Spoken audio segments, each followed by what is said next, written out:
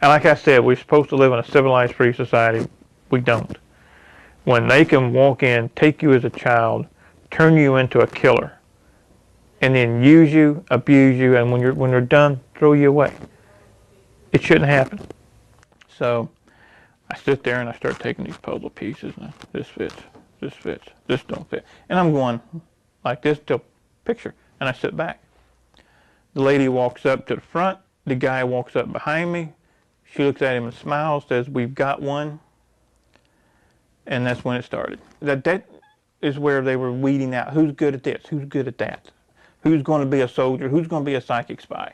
Everybody knows that Hitler was looking for the ultimate soldier, that super soldier, ultimate warrior. Hitler was also heavily into the esoteric arts with mind control. And at that time, they started combining the two. Mind control, super soldier, ultimate warrior. They just started putting it all together into one project, and that's where they got me. My kicks in my right leg were 120 miles an hour. My punching power was well over 18 to 1,950 foot-pounds. That'll bust concrete blocks. I put 3 rounds through the heart of a very high intelligence official.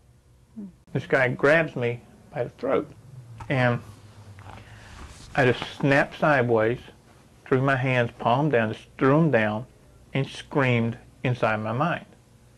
The guy goes up and back. I never touched him. I look over and there's George Jr. sitting at the bar with the Secret Service bodyguards, drunk as a skunk, with the Secret Service trying to get him to calm down. Now, that's when I snapped awake. I don't remember driving there. Let's back up and find out exactly how you got into this program. They wanted people who were half Native American and half Celtic, whether it be Scottish, Irish, didn't matter, as long as it's Celtic. The reason for that is that the Native Americans and the Celtics are 2 of the races on the earth that are more superposed to paranormal abilities or psi abilities. Okay, and as a matter of fact, both of these cultures practice paranormal abilities.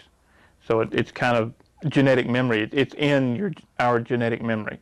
Okay, and I thought that's basically what it was until about 2 years ago when I found out that my father was a CIA agent. My father's been dead now for almost 15 years.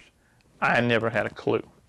But with that new information, it made a lot of smaller tidbits of information and a lot of things that happened in the past. Now it all fits. Okay. Basically what happened with me is in 1966. I was 6 years old. And both my parents loaded me up in a truck, took me to town. And it's at the edge. It's dark, it's cold, snowing. I'll never forget today, okay, because it stands out. Why are we going to a hardware store this late in the afternoon? So we go into the store, and at this time my mom and dad are like not fighting, but they're not getting along. And I've been in this store several times with my grandfather. And we go into the back. I've never been to the back. And there's a door there that if you didn't know it was there, you'd walk right by it. Mm-hmm. So we go in, and here's 6, 7 other kids about my age. And they're all sitting at these tables, like these kindergarten tables, sitting down low with the small chairs. And they all have the same thing. They look like puzzle pieces. Well, this lady comes in that did not fit. Okay, she's tall, she's elegant. The fur coat, come on, this is Eastern Kentucky. okay? Don't happen, all right? And she played a very prominent role from there on, because she's in several of my memories. And she sets me down to play. She says, she gives me a stack of blocks, okay? And what they are is they're puzzle pieces. And says, make me a picture, and walks off. So I look around for my mom, and she's with a guy there who's in a suit who, again, shouldn't be there, okay? And they have a clipboard, and she's signing some papers. Now, 6 years old, I puzzled, but you don't think much of it. So I sit there, and I start taking these puzzle pieces. And this fits, this don't fit. And I'm going like this till picture, and I sit back. The lady walks up to the front. The guy walks up behind me. She looks at him and smiles, says, we've got one. And that's when it started. I was given something to drink. I remember feeling sleepy, and that's it. So are you saying, did you go home with your parents that night? No, I did not. I see. I was taken directly. This is what I found out later, because once I went to sleep with whatever was in the drink, the Kool-Aid or soda, whatever they gave me, put me out. My next memory was at 9.5 years old. So you have a blank in your memory right now. Yeah.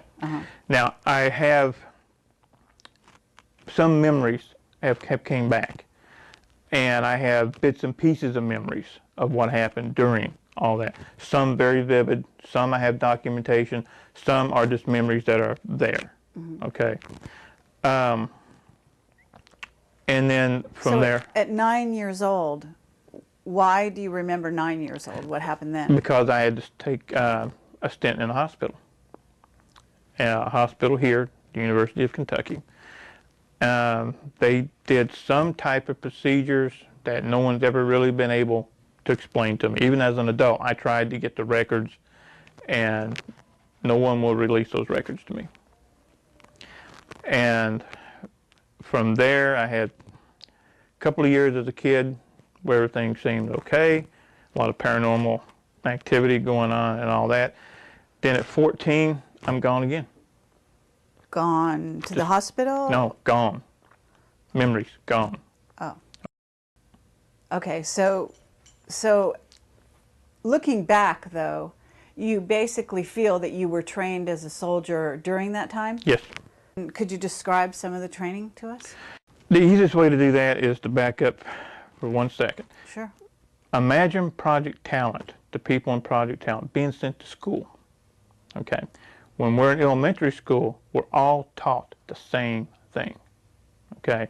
That's where the martial arts training was started. I have vivid memories of 15, 20 of us in a group with adults, and they trained us as adults. There was no kid gloves, okay? 6, 7 years old, 8 years old, you got your butt kicked off. I mean, they beat us tremendously, but we learned, okay? Once and the paranormal training started as well. Everybody, that is where they were weeding out who's good at this, who's good at that, who's going to be a soldier, who's going to be a psychic spy. You have at this time certain, like a black belt in karate or... Even after I continued on, I took classes on my own, started a couple of studios. I hold a 5th degree black now, legitimately a 5th degree black. In the real world, right. So to speak. Right. Now, you also said something in an interview that I read that said something about having remembered when you started teaching karate. This is how you triggered some earlier memories of all this. Right. There was one incident in particular. I had a friend of mine who was an ex-Green Beret, and he wasn't a regular. He would come in and work out with me when he was home on leave or those kind of things. And we're sparring one night, and he's a big, rough, broad-boned guy, okay? He's going to go in a bar and wipe half of it out and never break a sweat. So we're sparring, and I did a technique that when he came up off the floor, he's angry, bumfuzzled. Where did you learn that? And then it hit me. I don't have a clue. Where did I learn that? And he said, that came straight off the farm. I'm only 19 years old. I said, farm? Well, what are you talking about? Cattle farm? Pig farm? I didn't have a clue. And he said, the CIA training facility, the farm. And little things started clicking. Okay? And when I really started to get memories back was about 8, 9 years ago when I had an automobile accident. And it ruptured 3 discs in my neck. And when they finally gave me the MRI, the electromagnetic resonance didn't mesh with the cranial implant. That you had gotten... Somewhere, somehow, I have a cranial implant. And I say this because I have it on film. And when they put me in the MRI machine, when they turned it on, when it started to spin, okay? Right. Imagine tremendous pain. Also imagine you're in there and you see 1,000 TV screens and they come at you at once. On each one of those TV screens is a picture. Each picture is a memory. And it's just coming. That's amazing. That's how I started to get total memory again. And now, I don't know, was this also correct? You were screaming and the engine, yes. the MRI blew up? Or? The MRI the machine itself caught on fire. That's what actually brought me out of it. Because I'm there in nothing but my underwear and a gown, holding my head, screaming bloody murder. And I noticed smoke, okay? And the techs come out, nurses come out, and they grab me and they want to do all this to get me out of there. They start with the fire extinguishers and all that. Wow. Now, do you have the cranial implant to this day? It's still there. It's still there. It's just, from what I understand, it's not working. Oh. And what makes you think it's not working? Because I haven't been used anymore. I haven't had the blackout spell and be gone for 3 or 4 days or a week with no memory. Okay. They stopped. Right. This one is dead center in the brain. It looks like a grain of rice, and it's just dead center in the brain. So it's right that there. small? It's that small. Wow. And I've had it checked through independent sources, and they look at it and like, you got a problem. It's got to be removed. Man, you're going to die. I said, no, it's fine. Don't worry about it. I don't tell them what it is. Okay? I just want their opinion. I want to hear what they have to say. I don't say anything unless I have the proof, or I have someone else who's willing to sign a deposition saying that they were there, they saw it, they know. If I don't have proof, I'll say, this is what I think. Okay. So back when you're a child and you go to the hospital, you said, did you have something going on with your body that they changed at that time? Do you know what happened? I remember going through a procedure, okay, and I remember waking up, and the machine, so this would have been 1969, okay, and I remember the machine was about the size of this table, canvas wrapped, and they were bringing it down on top of me, and it would get hot. And I wasn't supposed to wake up. I was supposed to be drugged completely while I woke up in the middle of it. And I remember being dozens of tubes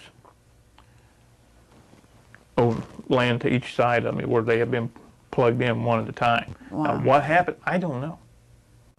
Now, did you have uncommon strength, or were you, did you notice drastic changes in your outlook towards reality? I mean, at 14, this is probably hard to tell, but, as time went on, do you think that you developed at a different rate than other children? Yeah. Because of maybe some of this? I think so. I've always been stronger, faster, more endurance than anybody around.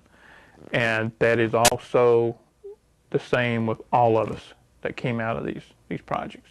That's part of the super soldier structure. They want the super soldier to be just that super, beyond normal, faster, stronger, more endurance, pain tolerance, et cetera, on and on and on. That's what they want. So can you tell us what abilities you have? But if at the peak of your performance, if you want to call it that, what do you think you were capable of? Physical ones, yeah, I've kept. The paranormal abilities, I have kept some. The main paranormal abilities come out when the alternate personality comes out. That's one of the things that they did to us. They gave us alternate personalities. So we were trained in the alternate personality. I have witnesses that have saw me bust heavy bags with one punch. You're not supposed to be able to do that. I was measured for punching power, speed, and everything at Burlington, Wisconsin, at a facility up there. It's no longer there. That did all the testing for the pro sports, for the football teams and all that. My punching power, at this time, my weight was 175 pounds. And when are we talking? How many years ago, or what year, if you, generally speaking? Let's see, 1984. Uh-huh. In the spring of 1984. Okay. And the testing came out as unreal. My punching power was heavier, stronger than that of a super heavyweight boxer. My kicking power and speed was even more than that. My kicks in my right leg were 120 miles an hour. My punching power was well over 18 to 1,950 foot-pounds. That'll bust concrete blocks. Okay, now in terms of your psychic ability, what were those abilities? My primary psychic abilities, and the ones that I have kept in this personality, is being able to get in someone's mind, being able to foresee what's events in real time. And when I mean get in someone's mind, I don't mean read their mind, read their thoughts, hear their thoughts. It's more of what some people that I work with now, we call picting. We see pictures of their thoughts. Like you may be thirsty, thinking about a soda, I'll look at you, I'll see a Pepsi can. Okay, that's what happens. And these type of abilities to a fighter, a soldier, or an assassin, think of the edge that gives that person. So, do you have absolute recall of times when you're in the other personality now? I have witnesses to that, yeah. See, what happened is I'm not supposed to remember anything right now, okay? I imagine. The people who start to remember are usually late 50s, early 60s, okay? Much too old to really do anything, but I'm not saying 60s old, but in this society, by the time you're 60, 62, anywhere in there, people write you off. How old are you now? Because I can't tell. I'm 46. Uh-huh. I know. No, everybody says you don't look 46. That's one of the other traits that we have. Mm-hmm. None of us look our age. Longevity. Yeah. Okay. Most of the people who when they start getting their memories back, when they get their memories back is when the personalities begin to mesh. They're no longer personality A, personality B anymore. They start going together. So when all these other memories start coming in, meshing with the other memories, they go nuts. Most people. So most of these people committed suicide. Okay. Okay. And now the ones who didn't wind up in asylums. Is it possible, Duncan, that they could also have been programmed to commit suicide? Yes. Like a kind of self-destruct when no longer useful? Mm-hmm. Absolutely. So you kind of have beat the system in a certain sense. Mm-hmm. And you must have had struggles. So what's keeping you going, and what is it that you think allowed you to sort of maintain? After the car accident, we moved from this area. We moved to upstate New Jersey. I was never supposed to lift anything over 5 pounds again. I was never supposed to be able to hold my arms above my head. That's how serious the neck injury was. 2 o'clock in the morning, I'm sitting in my apartment in New Jersey, and this little voice comes in. Says, "What the is your problem? What's wrong with you? You wimp, you're going to give up? You've been a fighter all your life. Get up and fight." I started doing push-ups that night. A year later, I'm fine. So you basically brought yourself back from your injuries. The injury's still there. I can go to a neurologist right now, let them do an x-ray, and they'll look at me and say, "You need to be in surgery today." Okay? Huh. But I refuse to go. The pain is still there. I live with pain 24/7. And again, if this hadn't been done to me as a kid, yeah, I'd probably be taking pain pills on a regular basis. But you're not. I take nothing. So now I'm curious because you have this tattoo on your arm. It looks actually kind of beautiful. Is this something you got in Vietnam? No, this was supposed to be one of a kind. It's my design. Really? This was something that came to me in a dream, actually. Wow. And I designed it. Is that a dragon? That's a dragon. Uh-huh. And I had a tattoo artist do it for me. And it stayed one of a kind for a couple of years, and then all of a sudden I started seeing it out, and she does have her work on a website. Uh-huh. And then I'm walking in the Walmart across the street of all places about 6 months ago, and there's a paperback novel, and that's on the front cover of the paperback novel, identical. And you designed it? And I designed this. Wow, cool. It's very nice. So what happened in Vietnam? Because you have an amazing story about that. I was in North Vietnam twice that I know of. Okay. Some of these areas are still murky because, like I said, I keep finding out more things every day. Okay. Once when I was 12 years old. Okay. I know people say, "My God, 1972. You were in Vietnam in 1972." Actually, we weren't in Vietnam. We were in Cambodia. Okay. We weren't supposed to be in Cambodia. A Navy SEAL team and a Marine Corps recon team were pinned down by the Cambodian Khmer Rouge. They called in for reinforcements, somebody to get them out.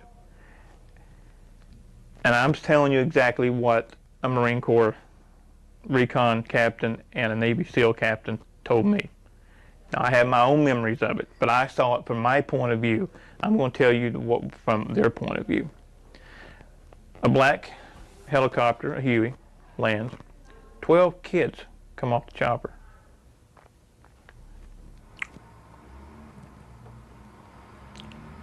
Yeah, there still are a couple of things.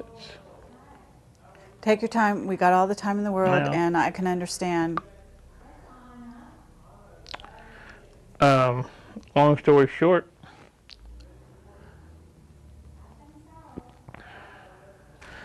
we came off the chopper, formed a semicircle, and we all held hands. There was Were they all boys? no. Were they all around the same age? Yeah, I was the oldest. Okay, so all around the age of 12? Anywhere between 9 and 12. I was team leader Okay. on that. We held hands, raised our arms, and killed them all.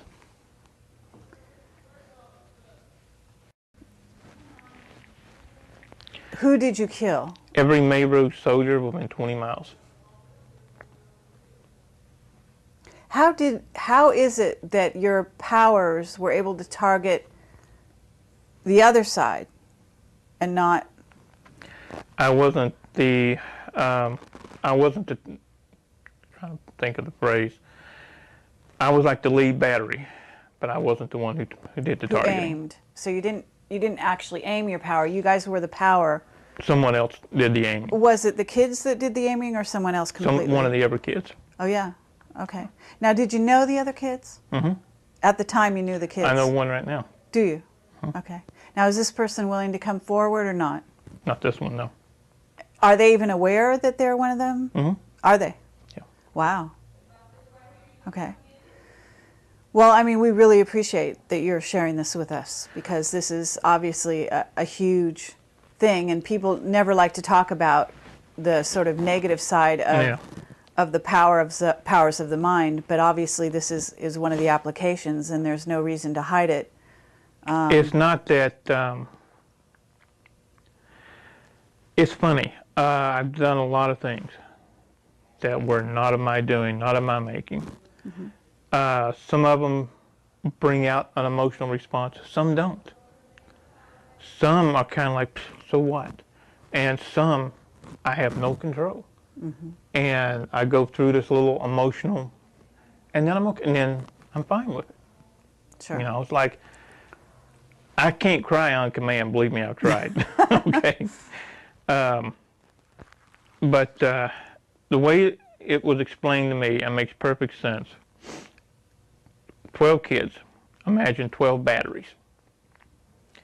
You have one battery, you might get okay, nothing. Add 2, you get a jolt. Add 3, you get a burn. Add 12, you get electrocuted. That's basically what we did.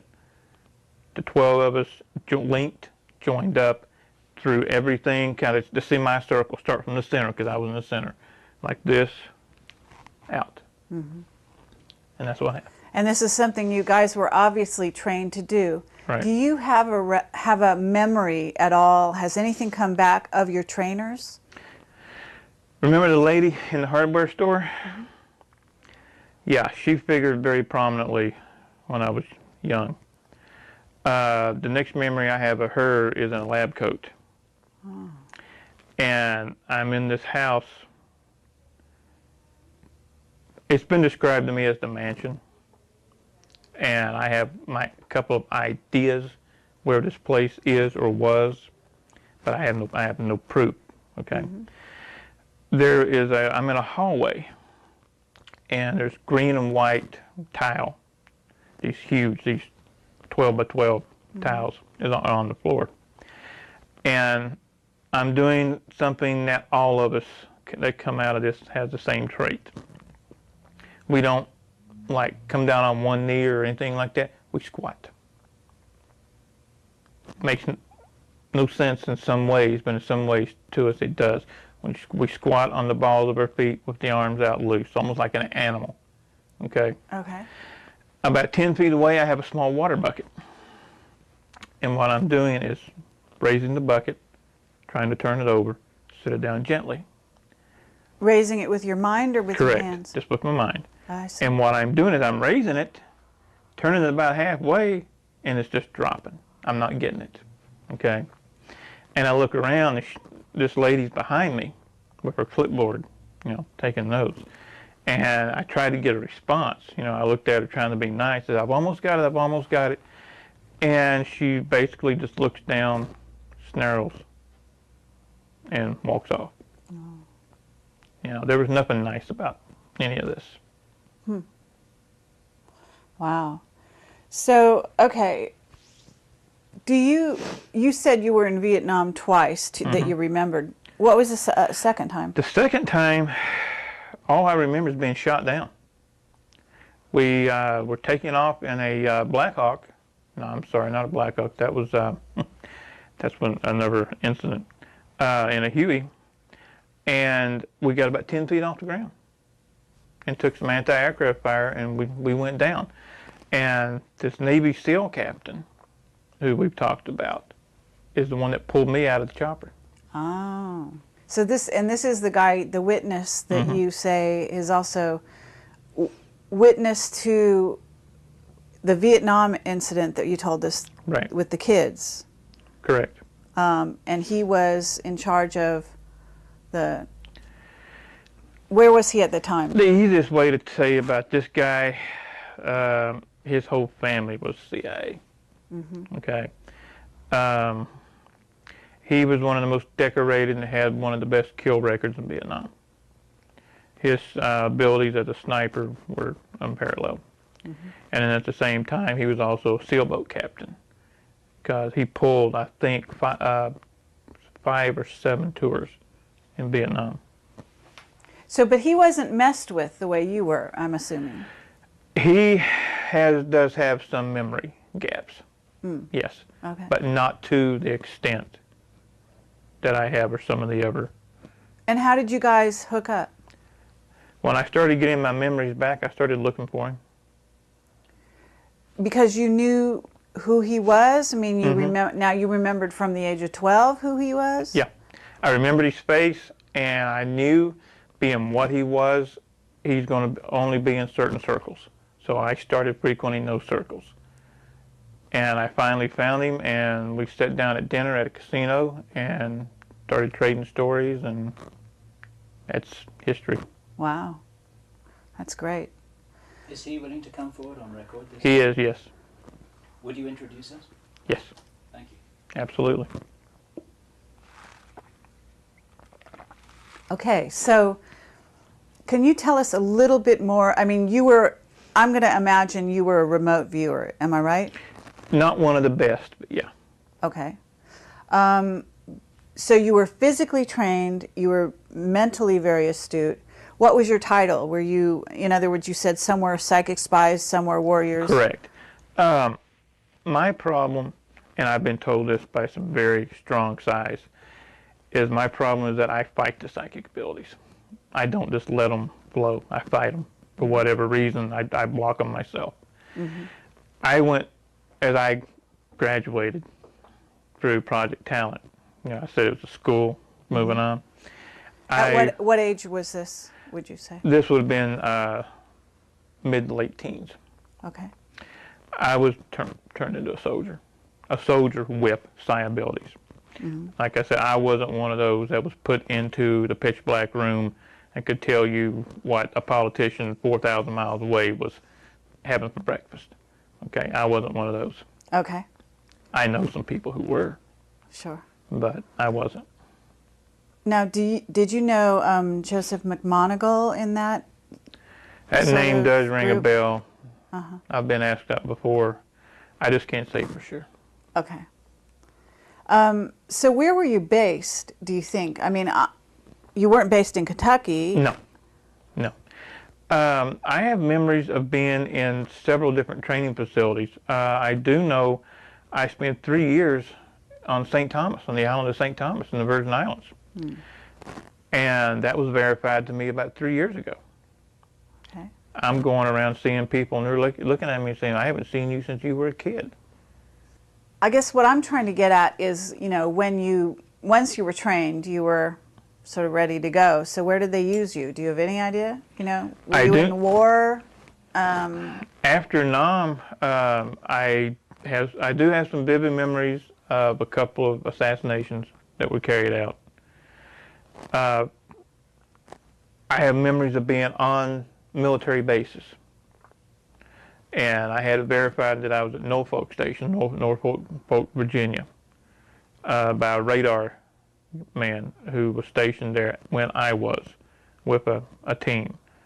And he contacted me because he saw my picture. Hmm. And so he told me, what happened during this time is that he told me things as fact that happened that I thought were just dreams / memories. And he's telling me this without me telling him anything. Were you an assassin? Yeah. Okay. Yeah, I was. And I don't know, how did you assassinate people, and what kind of people would you be assassinating? Do you have any idea? I mean, were they people in wartime? Were they Americans? Some, yeah. Uh-huh. One that I remember, and I think I remember it so vividly, is because it was the last one. The last time I ever did anything for the government was in D.C. And I put 3 rounds through the heart of a very high intelligence official. Now, do you have conscious memory of this? Or? Of this one I do, yes. Okay. I never knew the name. I was given a photo, a target, habits, do the job. That's it. And do you remember any operations taking place in other countries? France. In France? Mm-hmm. That's interesting. What the vivid memory is that I have, and I also was shown a photograph of me sitting at a little cafe from the Eiffel Tower. Okay? Mm-hmm. I have no knowledge at that time of being in France. But the guy showed me the pictures of 8x10 black and white, and there I am, drinking something out of a cup of steam, and there's the Eiffel Tower in the background. Wow. And I remember doing a job, but I don't remember what it was about. A decoy was sent in, and what the lady was to do was to get the guy to come out of the bar, hopefully not exactly in his right mind, inebriated if possible. And my job was to snatch, grab, get the information, and then terminate. And I remember doing the snatch and the grab, and then the memory fades from there. So you must see movies, right? No, I don't. Oh, you don't go to I can't. movies? Okay, because I was can't. wondering if maybe, you know, there's a lot of violence in movies, a lot of scenes of that kind of thing, and I was wondering if those might trigger some of your memories. They do. Violence per se does nothing. I love wrestling. Okay. As a matter of fact, I used to incorporate professional wrestling techniques into my teaching when I was an instructor. It's not the violence per se. The last movie I tried to watch of that nature was The Bourne Identity. I couldn't get halfway through it. I do a total change. Okay, you see your personality does a change? My personality changes. God help whoever I'm watching a movie with. And I'll just get up and walk away. Sci-fi movies don't bother me. But anything concerning government black operations, CIA, NSA, covert killings, I can't do it. Do you have any remembrance of other planets? I know this sounds a little out there, but I have No, heard of actually some not. soldiers. Actually not. There is one thing that a couple of us share, and that is a deep fear and dread of the planet Mars. Bring up the planet Mars to us, and it's just like watching one of those movies. I was just about to do that. So, yeah, Mars specifically. There is something about Mars that changes our entire attitude at that time. I know one person who point blank says they better leave Mars alone. Leave it alone. Meaning leave it alone, don't talk about it, or meaning don't go there? Don't go. That they're waking something up. On Mars. Now you're still a psychic, when Sure. you say. Okay. So you must have some thoughts or associations with Mars. Are you willing to talk about that? I mean, because I know that you said that you develop headaches sometimes after these talks. You know, where you reveal and kind of go back in your own mind as to your history. I'm having a good one right now. Headaches are part of the conditioning. Sure. Okay, it's a headache, but it's a fake headache. It's a programmed headache. I'd like to know if you see special machinery. Yes, Okay. it's underground. And have you seen any certain kind of beings there? Yes, they're in stasis. It's like a kind of artificially induced hibernation. Thank you. And is that, it's not humans that are in that state? No. It's the beings. And they're very tall. They have long features. Do they look like the Egyptian Quite a bit. leaders? Okay. Quite a bit. Talk a lot about anger in the recent interview that I saw that you've got, I guess, on your site. Yeah. And can you tell us a little about that? Can you describe the anger, how you deal with it? There was, at one time, it was pure rage. When these memories came back, and when I sat down and I started putting together all the things that, starting at 6 years old, all the things that was done to me, things that I was forced to do, etc. It was pure rage. You know, my first impulse was to go to D.C. and just go nuts, okay? Well, as the old saying goes, I'm crazy but not stupid, okay? And as a fighter, I was trained, channel your anger. Don't let your anger channel you. And that's what I started doing. So I took, instead of just being so mad I can't do anything, I turned that anger to being so mad I want to do something. And I've stayed that way. So is that why you started writing books? No, actually I started writing as just kind of my own therapy, just to get it out. And I had never written anything. And somebody read some of it and said, this is pretty good, you need to keep it up. And so I did. And now you've got a book coming out, isn't that right? Yeah, Deadly Awakening. It's about everything we've talked about here, plus all the side streets that we don't have time to go up. It's supposedly going to be turned into a movie. Okay, that totally caught me off guard. So. Well, that's wonderful. You know, that's very exciting. In terms of telling your story to a wider audience, what would you like to result from that? I would like to see enough people wake up to march on Washington and say these projects stop and hold the people accountable. Okay, there's not going to be class action lawsuits. There's not going to be prosecution. That's fine. You know, I got over that years ago. Everybody else involved needs to get over that. Just hold them accountable and stop it. Okay? Do you think this is still continuing this day? Yeah, absolutely I do. Do you have any information about in what form these projects are continuing? I remember think you said that in the 60s there were 1,000 kids, of which there were there are only 60 left. In 1966, there were supposed to have been 1,000 that were taken worldwide that was in my group, as it were. There's only about 20 of us left now. You know, I think what I have to explain, we were actually at 6, 7 years old put in survival of the fittest. Okay, our personalities were split. Any normal kid, any normal person would not do the things that we did in their right frame of mind. So they had to split our personalities, and they had a clean slate with that new personality. Had no rhyme, no reason, no right, no wrong, no concept. So they made it into what they wanted it to be. This is how they split my personality. Now, I don't know, I'm sure they did the same identical thing to other people, but I know for a fact not to each one. There were different techniques for different people, different kids. Now, the way it was described to me when I was a kid is it's your treatments, almost medical terminology. Imagine being 6 years old, and this is one of the funny things, I can talk about this with very little emotional because it was done to me, not something I did to someone else. You're strapped naked to a wooden chair. Arms out like this. Here, you're strapped here, here, and here. Your fingertips are spread open.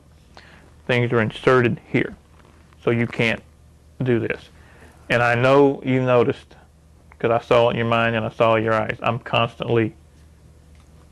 I have a phobia about my fingertips. What they did is they inserted needles underneath the fingertips. That's bad enough. Hook those needles up to electric current and turn it on. Waterboarding is where you basically drown the person and then bring them back. In my case, they did 2 ways. Strapped to a chair and would take a water hose and just spray it.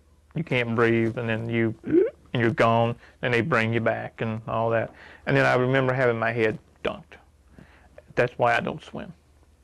Now, what would be the purpose of that? To cause pain, intense pain. What happens when the body and the psyche goes through the amount of pain it can tolerate, you black out. You pass out, you faint. Well, the Germans brought over a drug with them. Once injected, it blocks those receptors. You can't black out. You can't even force yourself to faint. So once the psyche has gotten to a point to where it cannot take any more, you have 2 choices. Split off into another personality to save yourself, or die. Okay. Okay, I understand. When the pain becomes too much, the way you're able to survive and stay together mentally is actually to go someplace else. Exactly. And you go so far someplace else that you're actually in another, creating another part of you. Exactly. You create a total separate individual to where they can pull out that alternate personality. Now, 1 second I'm me, next second I'm somebody else. Now I'm back to me. That's how they wanted you. Have you seen Manchurian Candidate? No. You never saw that? No. Okay. Well, if I refer to that movie, I don't know if you know what I mean, but I know what Manchurian Candidate is. you Yeah. know what it's about. Okay. Is it possible that you could be activated by a phone call, say? The last time that I did a job, that's what it was. I got a phone call in the middle of the night.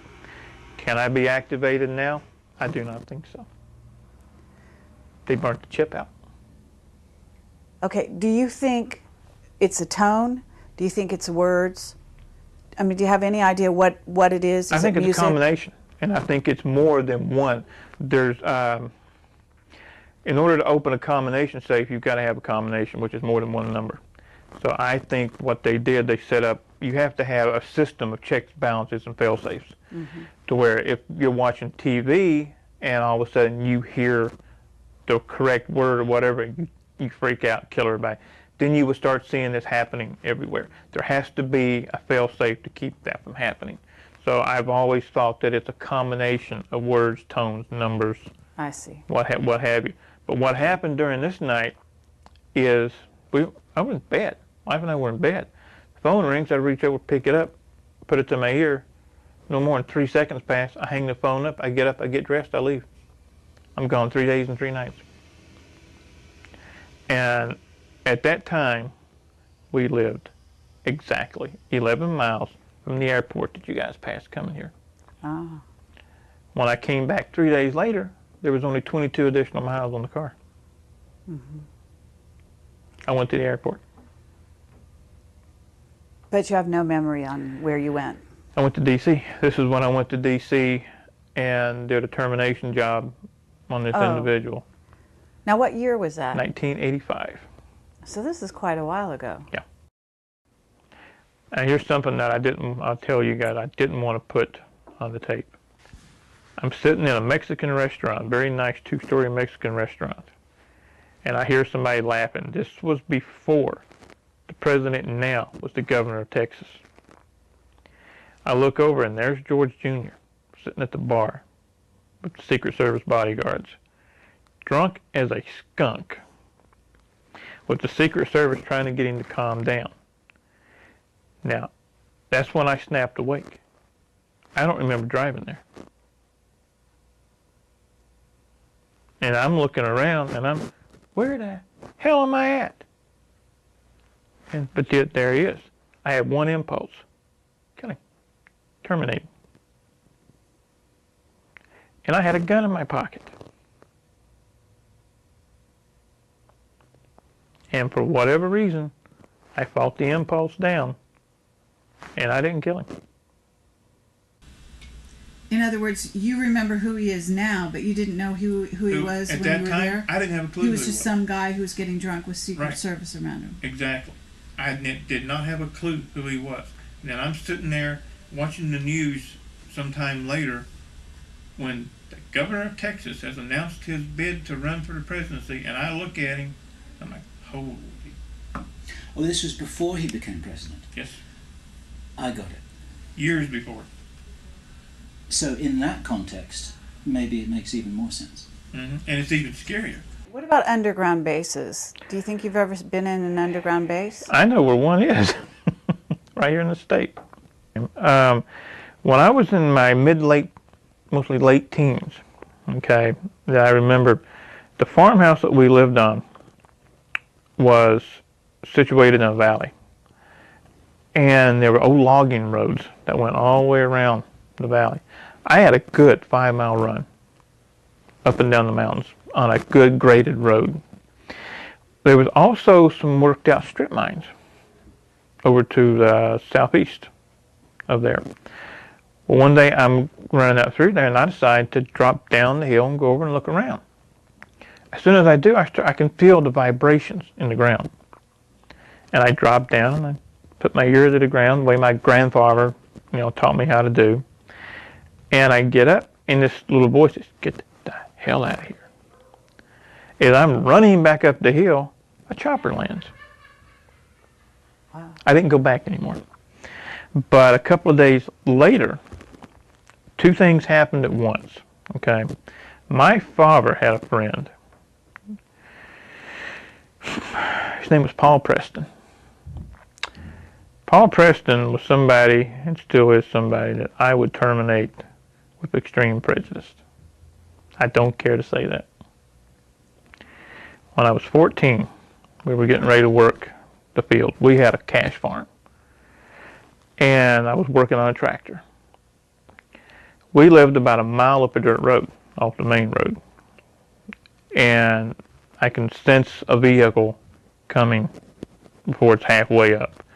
I stop and I look out, okay, and I see this grayish silver van coming up into the driveway. It's brand new. Has a UHF antenna on top. I've never seen anything like this. Again, this is Kentucky in the mid-70s. Nobody had that kind of money. This was before the coal boom, before the energy crisis, before people made 20 bucks an hour. You know, people were lucky to make minimum wage, okay? And this guy gets out of this van, and I noticed it has Texas tags. I had heard my dad talk about this guy. They were childhood friends. And then this was confirmed to me later on that they were in the CIA together, that Paul Preston was actually station chief in more than one area. But he gets out of the van, just calls me by name. I never met the guy before to my knowledge. And in that instant, I had two thoughts.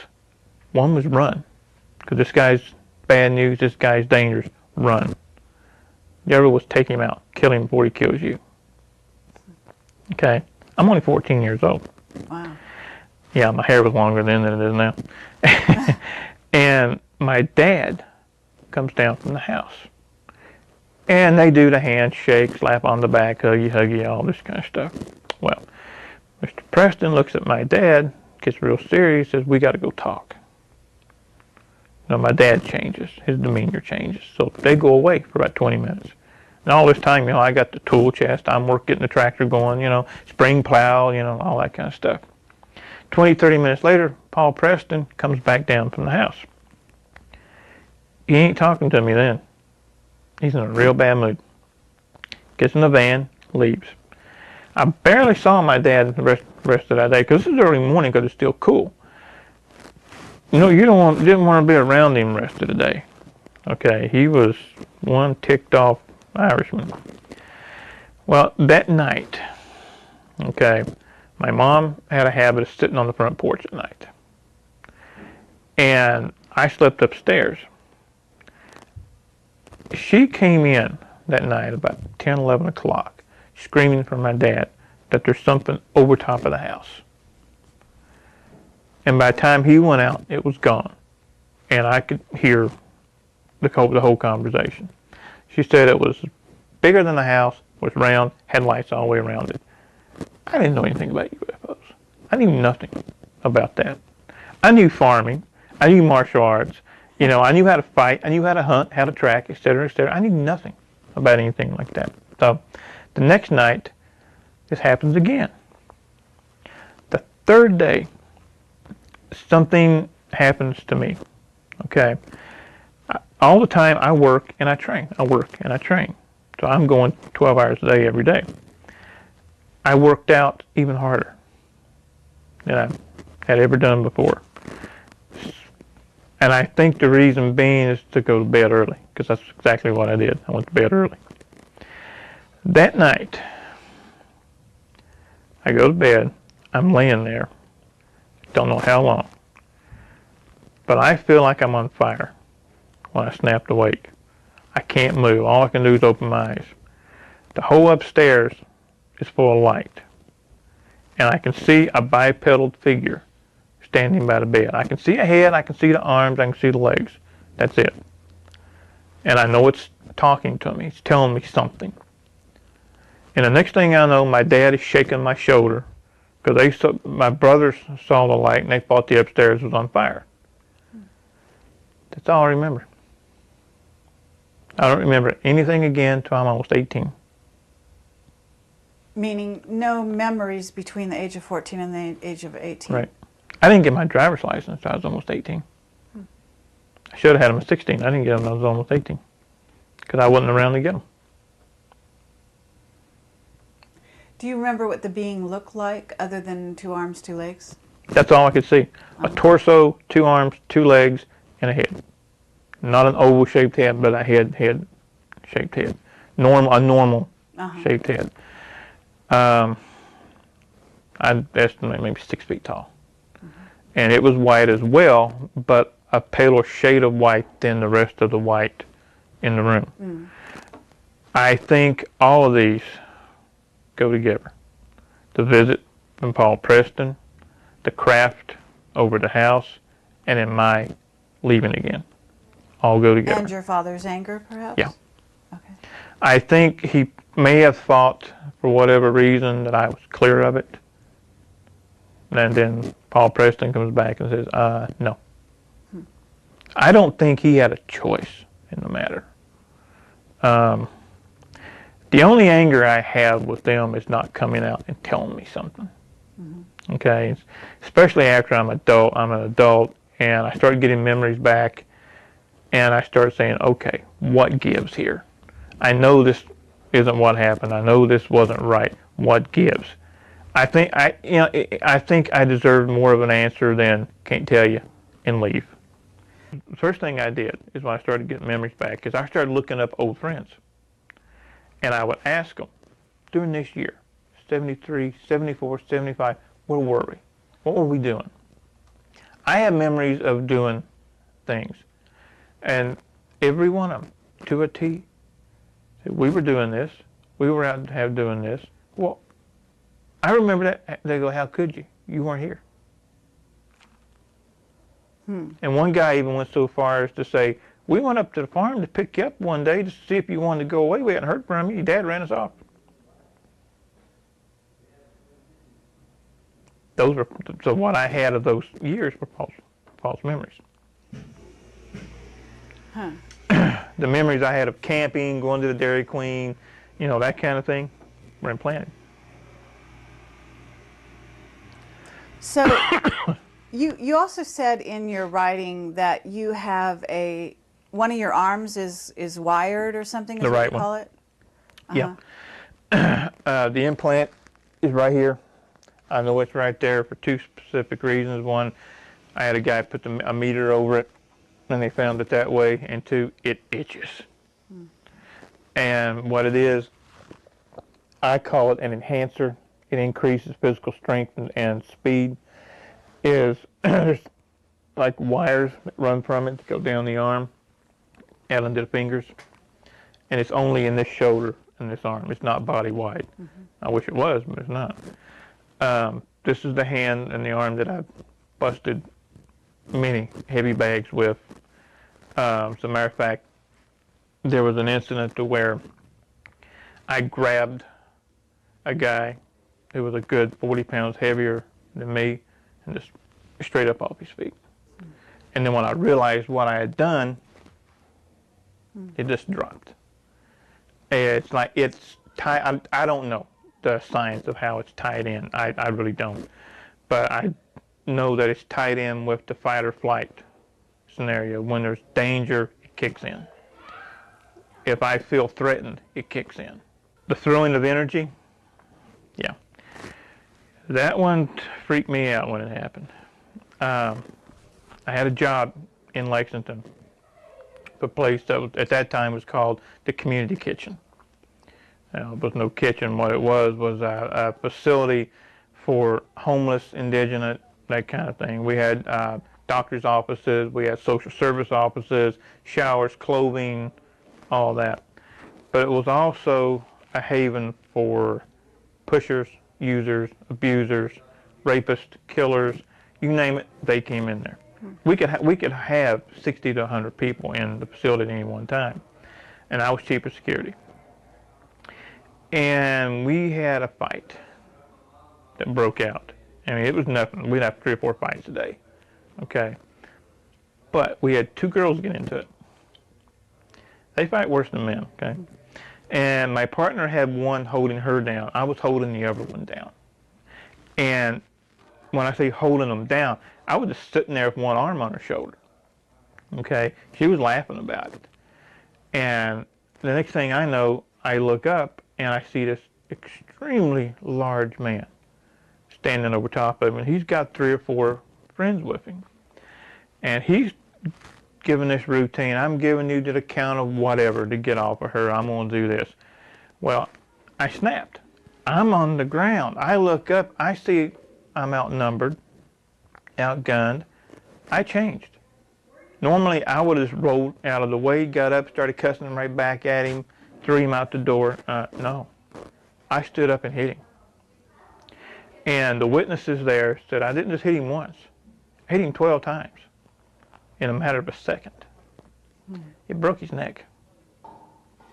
His neck was as big as my legs. And it just snapped his neck. Well, when that happened, the whole facility went berserk. It just went, half of them were coming at me and my partner, and the other half was using it as an excuse to get whoever they didn't like. Mm-hmm. And it's during these times that something happens that I can't explain. It's like I step outside of space and time. Everything turns black and white. Everything goes slow motion. It's like I've got all the time in the world to go from point A to point B because this guy ain't moving. Okay, and it's like I'm just walking through, bam, bam, bam, guys going down, and then I'm grabbed. This guy grabs me by the throat, and I just snapped sideways, threw my hands palm down, just threw them down, and screamed inside my mind. The guy goes up and back. I never touched him. And when that happened, that ended the entire fight. Because I'm standing there, and I'm looking around, and I'm suddenly aware that everybody's staring at me. And somewhere during this time, the cops have been called. So here come the cops, here come the ambulances, the paramedics. And I talked to one of the cops, give the report. Half of them are taken to the hospital, the other half are barred out, some are taken to jail. And I went to the nearest bar I could find. And I sat there because I didn't know what to do. I knew something had happened. I knew it was real because people were saying, were coming up to me, what did you do? How did you do that? And I'm like, I don't have an answer for you. I don't know. What year was this that this happened?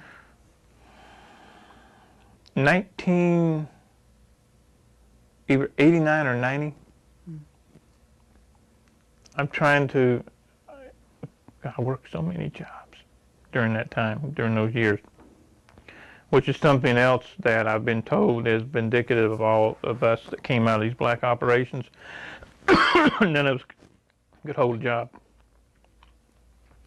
It was like, and I know from personal experience, we'd be the greatest thing since sliced bread for a couple of months, and then all of a sudden the boss or supervisor comes out, finds something wrong, and we're fired.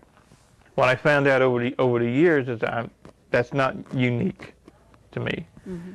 Is they want to keep you one step below poverty level, keeps your mind occupied on other things.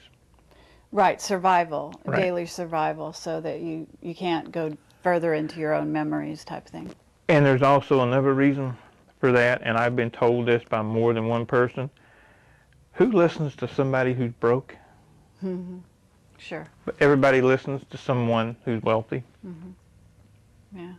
And I think those two go together to make that.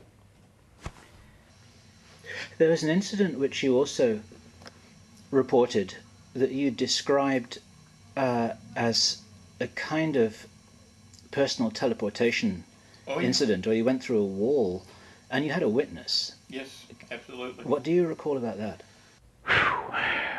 I get freaked out every time I think about that one.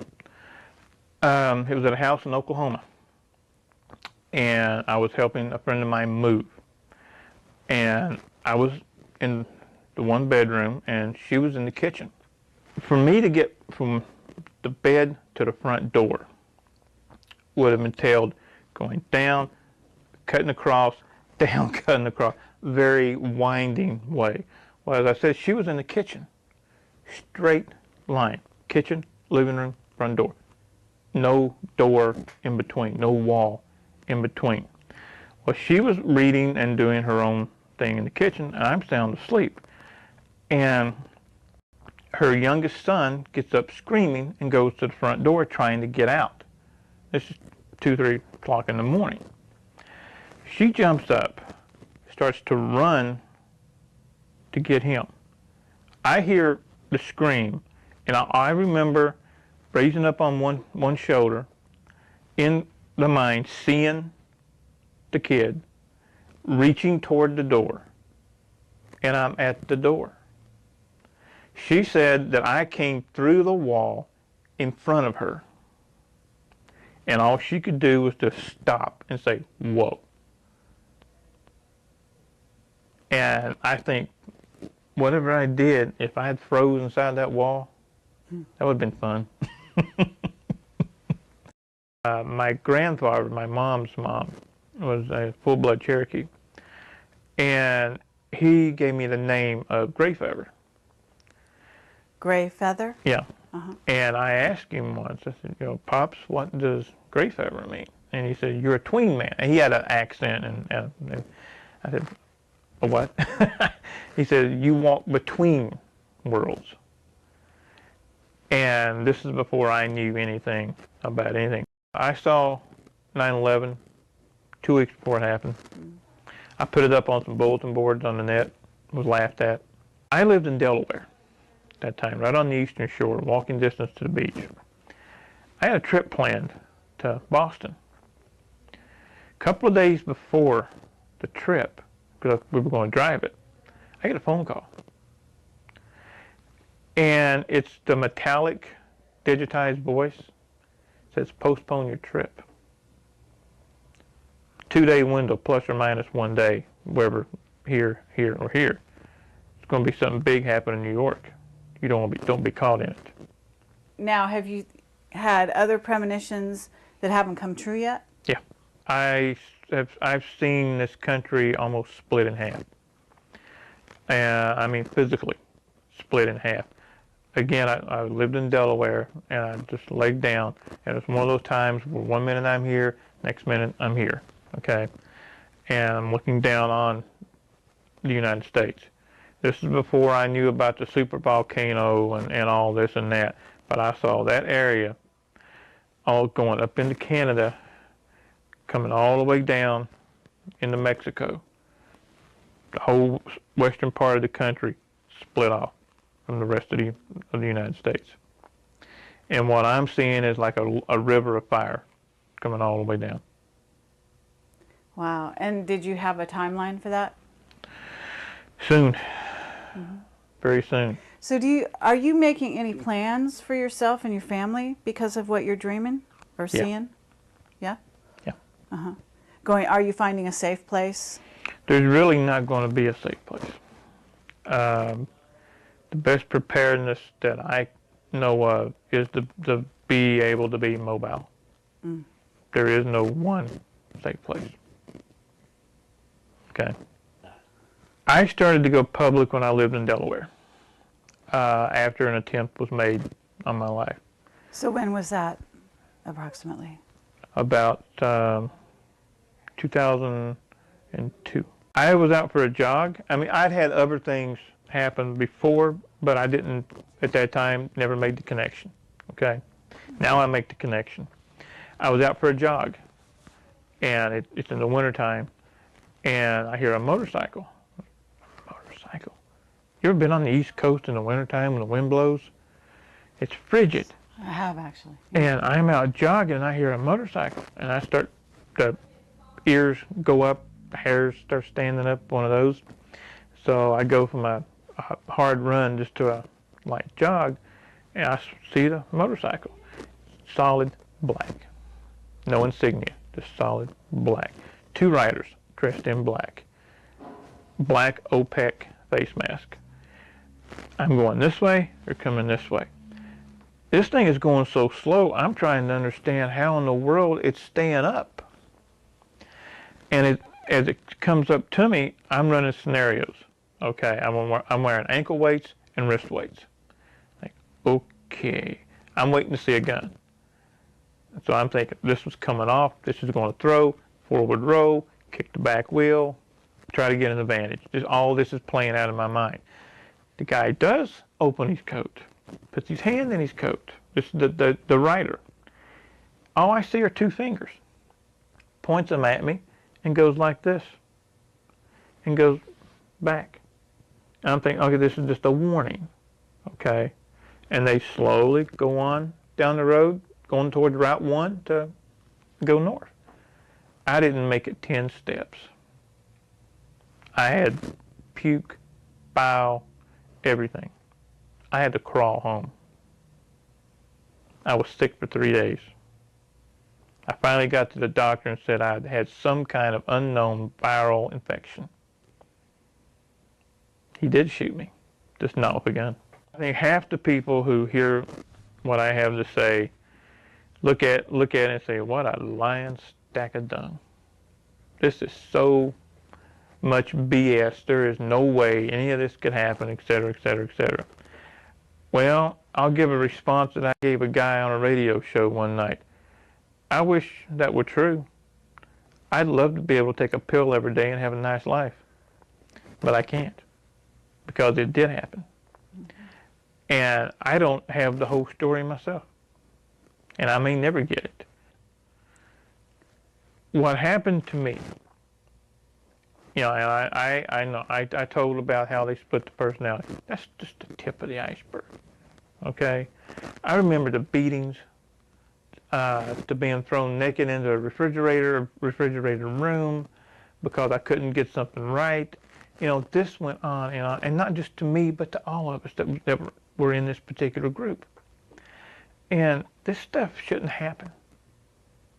You know, we consider ourselves a civilized, free society. There's nothing civilized about this. There's nothing free about this. There is strength in numbers. I would like to see, I mean, come on. You can have a 1,000,000-man march on Washington put together by somebody that the government laughed at. Why couldn't we do the same thing? This stuff has got to stop. You know, people, and like I said, we're supposed to live in a civilized, free society. We don't. When they can walk in, take you as a child, turn you into a killer, and then use you, abuse you, and when you're done, throw you away. It shouldn't happen. And you asked earlier, what is the one thing that I would like to see come of this and any subsequent movies, videos, whatever? I want to sit in a chair just like this in Washington, D.C., in front of the full Senate and demand answers. I'd do it in a heartbeat. I ain't shy.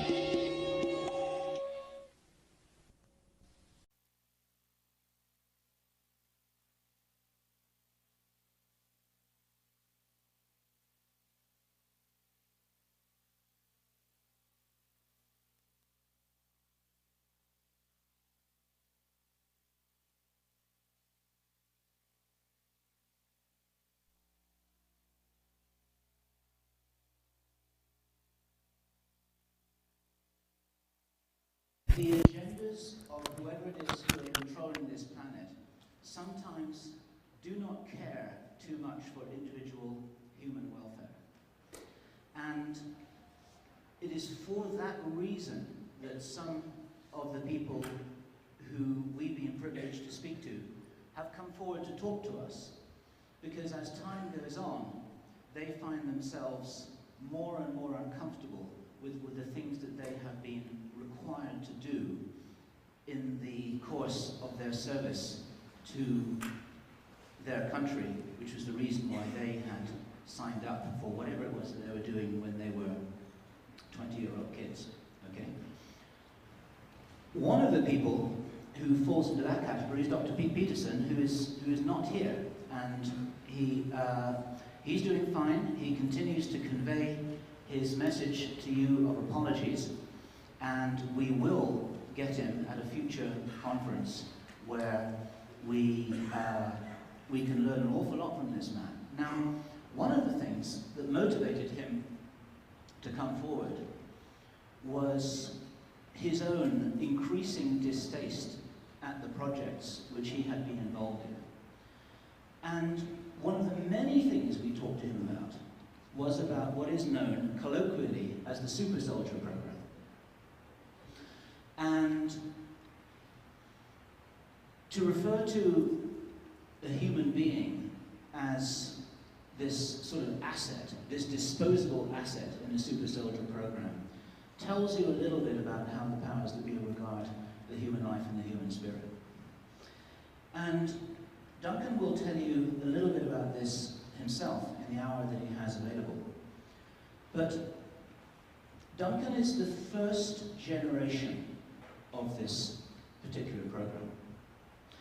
And off record, we talked to Dr. Pete Peterson, and I've got to be a little careful about this, but he talked about Duncan O'Finioan being the first generation of this program. And when we mean the first generation, we're not talking about fathers and sons, we're talking about leaps in technology. Like the first generation aircraft was the Wright brothers. The second generation aircraft was a Second World War early fighter jet. The third generation aircraft is the B-2 bomber. The fourth generation aircraft are the things that officially do not exist and which fly off in the secret space program. The super soldier program is now in its fourth generation, and we were told some details about this. At least. And I'm still trying to. At least. I'm just reporting. Kerry's saying at least. That may be true. No, it's just that we don't know what generation for sure, because we don't know, they haven't let on. I'm just reporting what Dr. Peterson told us. The part was called Project Talent. But go ahead. Yeah, and so... Thank you. So, what you're going to hear just now is the personal story of somebody who is well described as a real-life Jason Bourne. He's trying to discover his identity. He's trying to figure out who did this to him and why, and what happened, and what memories he still has to recover in the parts that are still blank. We're very privileged to count him as a personal friend. He's a man, the heart the size of a planet. We love him to pieces. And the best story here is told from him in person. This is the important part of conferences like this. When you're looking at a little video, which is 2 inches by 3 inches on your computer screen, or reading a transcript, is not the same as hearing the words spoken from the heart of the man who's been so deeply affected by these programs. And Duncan O'Finioan, please come to the stage.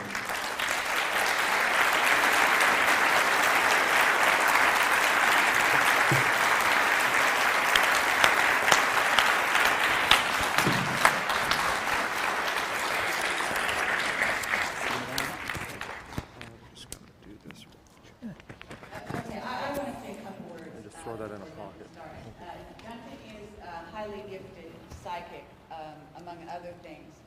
And I do want to say that when Bill was talking about first generation and so on, actually what we're talking about, the logical progression of that becomes robots. Okay. Becomes things like the Terminator, becomes things like human beings that are combined with machines who have limbs that have been enhanced, and I'm sure that Duncan can clarify this for you. But that's where we're going with this. So I just wanted to be a little more specific, not quite so general, so that you understood where we're going with this. And there is no superficial relationship between some of the things that Pete Peterson was involved in and we are not allowed to talk about, and what the other levels of what Duncan was the first, if you will, test case, or the main test case, the prototype, however you want to put it, the human prototype, or. Okay, so with those leading comments, you can take that where you will. Duncan O'Finioan. Thank you.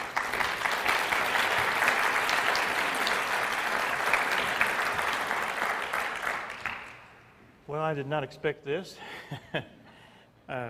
Thank everybody for showing up this morning, especially Bill and Carrie and Project Camelot for letting me do this. I have no clue before I talk what I'm going to say. I just walk up and let it come out.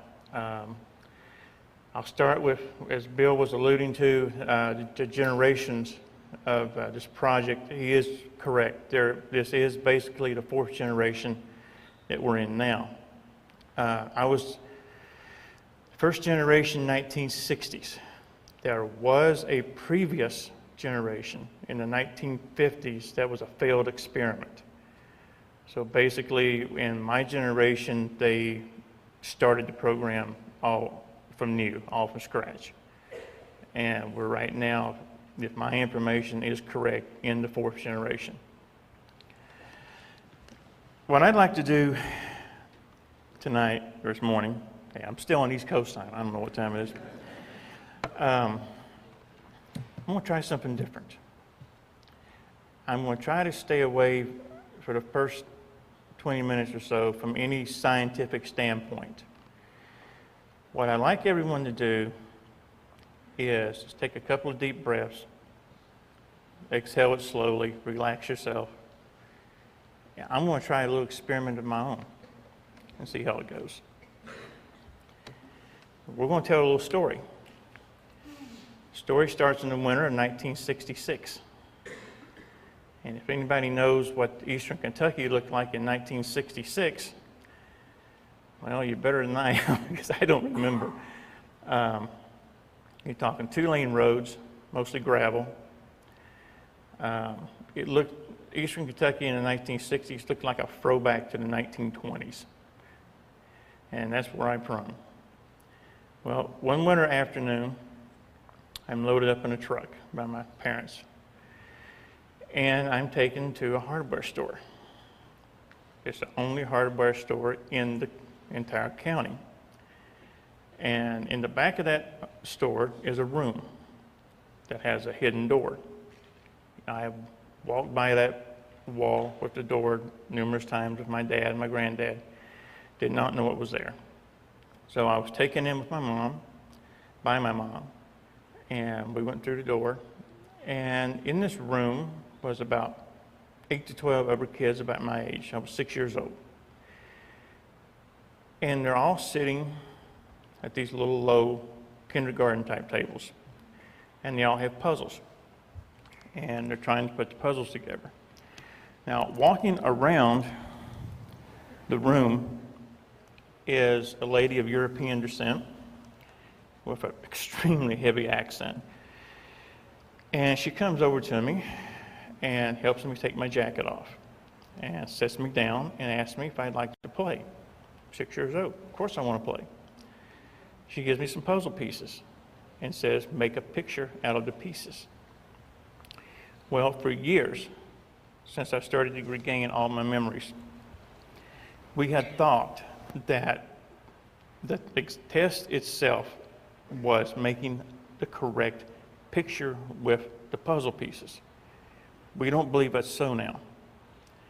What we think it was now was the lady's name was Helga. She was a transmitter. Can you talk just a little bit louder for us? Because if you hold the microphone, Okay. just a little bit closer. She's a good friend of mine. I'm allowed. What we believe now is that Elga was a sender, a transmitter, a psychic transmitter. And the test was to see if I would be a strong enough receiver. Because as the project transgressed through the years, we were mated up with another, one being the transmitter, one being the receiver, one being the spotter, one being the shooter. And that's how we wound up being 2 and 3-person teams, sometimes 5, okay? But we were always together, the psychic, the soldier. Now, I'm just going to jump around a little bit because I have an hour, and I'm going to assume most of you have seen the interview at one time or another. Okay. Project Talent. The easiest way to explain what Project Talent was, it's basically, or was basically, the taking of other people's talents and using it for their own purposes. Each one of us taken into this project had a specific talent, which the government took, trained, increased, enhanced, and exploited. We were never supposed to regain our memories, but some of us have. In 1966, in the group that I was in, there was 1,000 of us. There's less than 20 today. Half didn't survive. Now,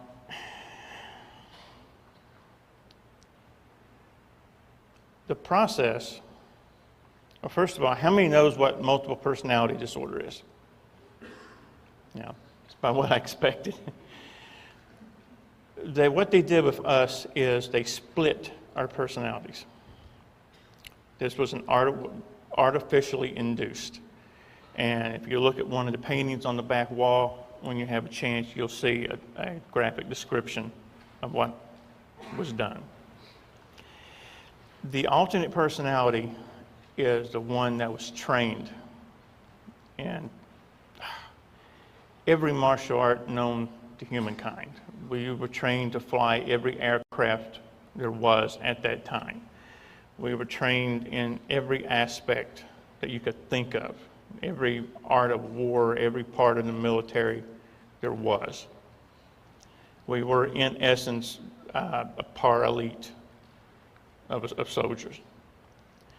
And we were used all around the world. A lot of our assignments were for termination. A good deal was for intelligence gathering. But by and large, we were assassins, pure and simple. And someone needs to be held responsible for this. So where do we start? Who do we hold responsible now? I'm 50 years old. The people who did this to us in my generation are probably long gone. However, the projects continue under different names, different guises. They still continue. So how do we stop it? Anybody? How do we stop it? I'm just a loudmouth on a stage. That's one. How about we turn ourselves against them? We were created to be a private army in the future. People ask me, what if you're exposing this, you went through all this, why are you still alive? I'm still alive for 2 reasons. I was part of a project. The project has not ended. It's still ongoing. The reason most of us are still alive is they hope to activate us one last time and be the protectors, the private army of the elite of this country. I'm not going to do it. And I don't know any of us that will.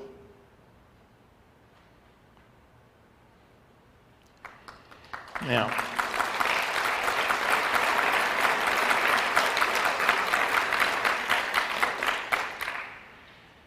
what I'm going to do with the rest of my time is kind of turn this over to the audience.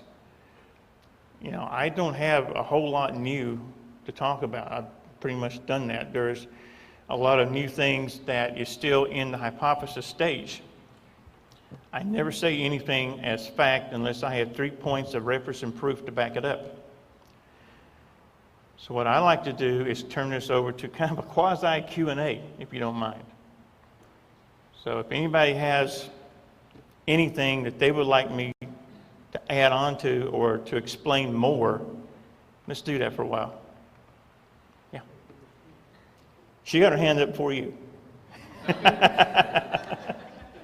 don't we have people queue up over here so we can That's have fine. a mic? Cool. We'll save time. Okay.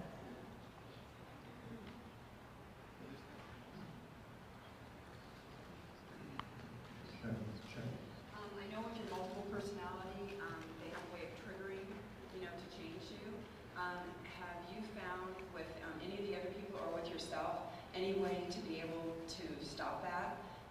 Whether it be like, I know that we have a third eye and we calcify, and some way that you can fight back by not allowing that to be turned on. Because how would you have any control if they turned on something that you don't have any control over? Well, what happened with me is I was in a car accident about 12 years ago, and I had to have an MRI done on my skull, and it didn't like the chip, or the chip didn't like it.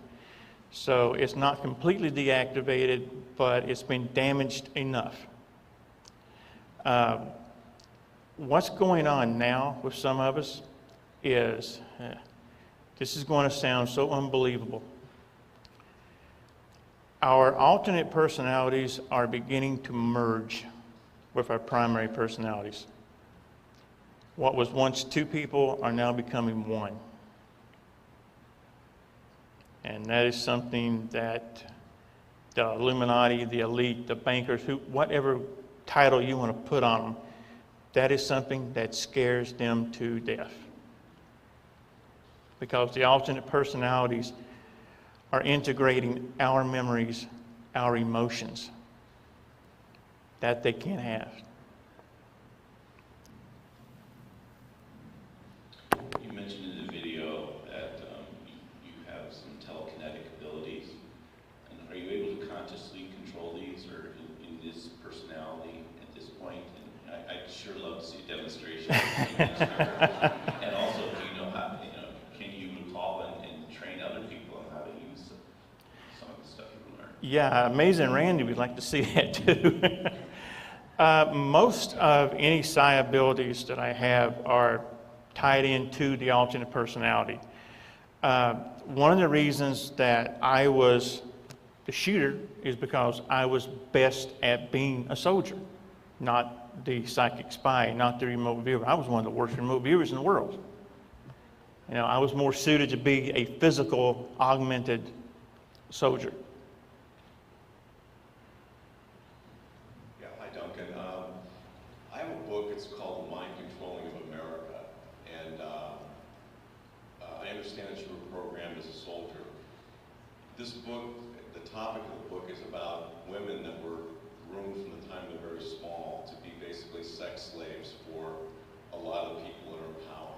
Project Monarch. And for dark ceremonies in order to control the kind of the orgasmic energy into the darkness. Right. And I'm just wondering, do you know about this? That's Kundalini magic. That ties in. A lot of these programs use ritualistic magic, and it is dark magic. So yeah, I am aware of what you're talking about. Yeah, because she claims to have had sexual relationships with a lot of people in power throughout the years. Her and a bunch of women that, like you, are starting to remember and have shadowed multiple personalities very similar. So, Right. anyway, just thought Thank you. Hello, good morning. Hi. Thank you for being here. I've read Ender's Game, and I just want to know, have you read Ender's Game? And I guess, have they tried to take these people off planet to cover it up? And how much of that is true or false? Okay. I didn't quite understand. Oh, have you ever read the book Ender's Game by Orson Scott Card? No, I haven't. Okay. I don't watch movies. I don't read books. I stay away from it as much as I can. Because your story reminds me of Ender's Game, and basically Orson Scott Card writes about grooming a 6 to fight the alien invaders that will be coming in the future. But in Ender's Game, what happens is that, you know, the government wants to cover everything up, and so they ultimately take people off planet. So I was just wondering if you knew. I'm familiar with what you're saying, but I really couldn't answer anything with that. Thank you. Thank you. I guess we all have books and that kind of relate to this. And mine is Transformation of America. I'm familiar. TRANC. I'm familiar with it, yeah. In that particular book, pedophilia was one of the means they used to create the multiple personality. And I just wondered, is pedophilia a part of your... I have no memory of sexual abuse. This is the reason I wanted to do the Q&A. Every question is leading me into the explanation I was wanting to get into. My alternate was instilled due to trauma-based torture. Okay, I was, over a period of time, what a lot of people think when they see the previous interviews is that once I was taken from Kentucky to wherever I went, this was done instantaneous over one day. No, this took place over weeks and months. All right. We started out with being strapped into a wooden chair with the strobe lights, being talked to, slapped around. I learned what waterboarding was by the time I was 7. Okay. Then they would start with the needles under the fingernails. They would do 1, then a few days, maybe a week later, 2. The purpose for this was to increase the pain tolerance.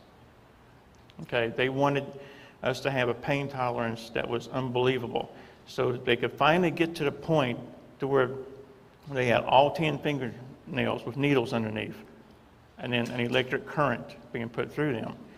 Then I was given a drug so that I could not faint. I couldn't black out. So at that point, your psyche has a choice to split off to an alternate personality or die. I split. Most of them didn't. Does that help? Does that help? I think you're very brave to come to this sort of meeting. I would think you would be at risk. But anyway, you were mentioning that there were initially 1,000 recruits. Now, did all 1,000 go through the program, or you said there are only 20 remaining? It's my understanding that there's only 20 of us remaining alive. The 1,000 that were taken into the project in 1966, we were first generation augmented individuals. They were from all over the world. I remember kids from Australia, England. When I say all over the world, I'm talking about the allied countries that we had at that time. I do know that the former Soviet Union was working on a very similar program, as well as China was working on a similar program. There was one incident in my early 20s when I went up against one of my Soviet counterparts. I lost that one. How did your parents react to this? Did they have a problem with that? My parents? I'm going to be diplomatic. No, it's a good question. It's an excellent question. My father was in the CIA. That's how my involvement came about. This is a generational project. I haven't spoken to my mother or my siblings in over 20 years. And I have no desire to. What do they think about this? They would probably as soon see me in the ground right now. And that's being diplomatic. Duncan, I'm very sympathetic with your state, the severe trauma that makes the multiple personality disorder. And in fact, most of our soldiers who go abroad and experience trauma experience something called post-traumatic stress disorder. Right. So you have a very severe case of that. And I would like to suggest, if you didn't know about it, there are some very good mind-body medicine techniques that can be used to really release the trauma and the emotions connected with the trauma that could possibly lead to a healing. And when you said that you felt that the various personalities were beginning to merge, actually I think that's the mind-body trying to heal. But I think the point is that you want to get rid of the traumatic stress disorder so that you can go back to being your whole self. So if you want more information about that, I may be able to help you. Sure, thank you. The problem with that, with the personalities merging, when that begins to take place, we really don't have a choice.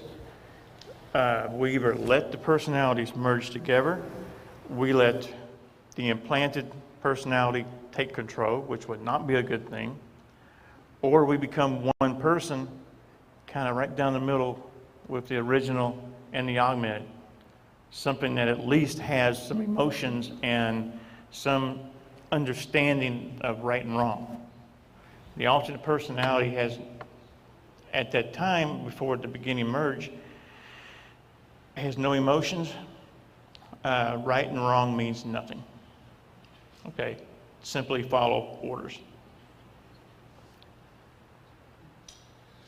Duncan, thank you for being here and sharing with us today. Thank you. It's probably been a couple of years since I'd seen your interview. I was wondering if you could talk about the experience when you were in a team, as you were youngsters, when you came in. I don't remember if you guys stood in a semicircle or a full circle, but took out the enemy. If you could discuss your perspective on the energetic mechanics of what was going on, how you did that, and perhaps some of the other phenomena that might have been similar. Yeah, don't tell anybody. We were in Cambodia. We weren't supposed to be in Cambodia during Vietnam, okay? But we were there. There are some people in this room that were there. After we're finished, if anybody wants to talk to them, I'll introduce you. We were flown in as part of a rescue operation. A couple of SEAL teams and OSS teams were pinned down by Khmer Rouge fire. The process by what we did, I really don't have an explanation. But you're correct. We came out and we formed a semicircle facing the direction of the enemy fire. And we do have some more information on that since we did the interview. There were 12 of us. I was team leader. Consider each of us as an individual acted as a battery. And we transferred all that energy into something else. It was a 13th person. But we don't know who the 13th person was. 13 again being a ritual number. The number of dead that day numbered in the hundreds. We then got back on the chopper and we flew off. So I take it that was also another aspect of the training that one of the other personalities is schooled in. Correct. Interesting. Thanks. Thank you, Duncan, for being here. Very brave. Thank you. I watched the video with Dave Corso, and you seem to have more memory than he did. He doesn't seem to be have the memories that you do, or his doesn't seem to be as stable. Was he in your program, or was he the generation that failed? No, Corso was not in my particular project. He was in a different sub-project. Okay, Project Talent wasn't the only game in town with all this. There were a dozen sub-projects going on. For example, Project Talent fell underneath the umbrella of MK Ultra. MK Ultra being a catch-all phrase for anything concerning mind control. There were 172 different sub-programs under MK Ultra, Project Talent being one. And Project Talent was where I began, and then I was moved, as I said a lot of times, Project Talent is like going to school. okay? And I was moved from Project Talent to the Ultimate Warrior Project because I was more suited to be a physical soldier than a mental/psychic soldier. To answer your question about Dave Corso began getting his memories back right the time he should. Late 50s, pushing 60, 61. That is when the blocks begin to wear down and the memories start to come together. He got them back right at the perfect time. I got my memories back because of an automobile accident. If I had not had the accident, I don't think I'd be standing up here right now. I would probably still be utilized, and I would probably be in the Middle East right now. Oh, you'd still be working? I have no doubt that I would still be part of the program. Thank you. Yep. Hi, Dan. I grew up in eastern Kentucky, so I'm very familiar with that area. And the people that live there, history. One of the interesting things about that area was that in the 15 and 1600s, a lot of people that populated those mountainous areas were people from the British Isles. Mm-hmm. And they were, I don't say all, I know some, not every included, were running from the law. So they populated those mountains, and they were very closely knit and still are as a community. And my question to you is, can you talk about, you mentioned that your grandfather was in Truett. Can you talk about that at all and how that has affected you? I had two grandfathers at that time. One's name was Bull. He was a full-blood Cherokee. The other was my father's stepfather. And I grew up more with my father's stepfather than I did the other. What county or what town were you from? Ashland? And you're not old? Okay, I know where you're from. But yeah, you're absolutely right. During that time, the mountains were littered with people that bail bondsmen would have loved to have seen. It probably still are. In all honesty, I have not been back there in 17 years. It's been that long since I've been back. And I seriously doubt if I will ever go back.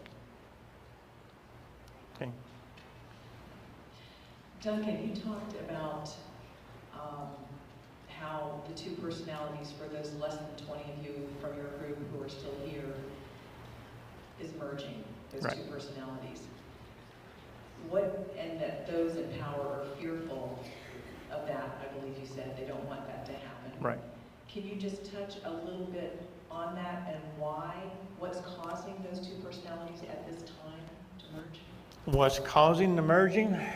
We have no clue, and neither do they, because it was not supposed to take place. What terrifies them about the two personalities merging? My alternate personality, one of my alternates, I have four. Two of them, we don't know how they got there. Okay. My primary alternate is known as Omega Unit 197. He knows where all the bodies are buried. He has all the knowledge, all the locations, the dates, the places, the bank accounts, etc.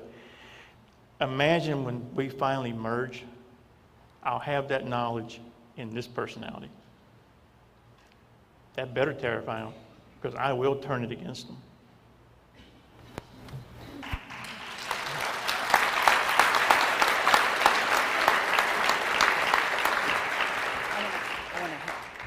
Hi there. I just want to sort of step in here and sort of help move things along here. Duncan, you're doing a great job. There's some interesting energy in the room right now. Miriam Delicato, are you in the audience? She there? Okay, if she is, could she please come on stage? Thank you. This is Dave Corso.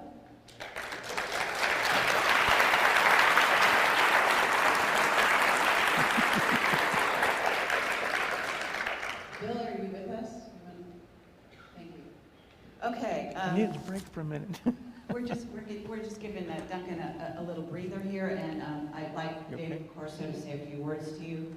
Duncan does have more than one alternate, and he is investigating this very deeply. You have to understand that when somebody does that, breaking down those walls makes them very vulnerable, and if you've seen the recent Terminator movie, it's no lie, okay? So you just follow that character's trajectory in trying to find out what was done to him and watch his emotions, and you'll have some clue as to what's going on here, okay? So if you haven't seen the movie, I encourage you to do so, because it's really to the point. Dave Corso. Thank you.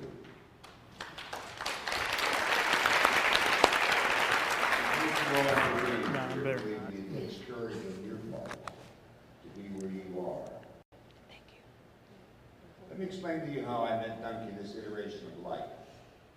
We had a mutual friend named John Morrow. John Morrow was the 13th member of the team. When the helicopter landed in PTSD, there's an energy in here that's working now on me to bring it on. I suspect and from all 40 kilometers that's in the what back it of the was. 100,000 times with love. Because that was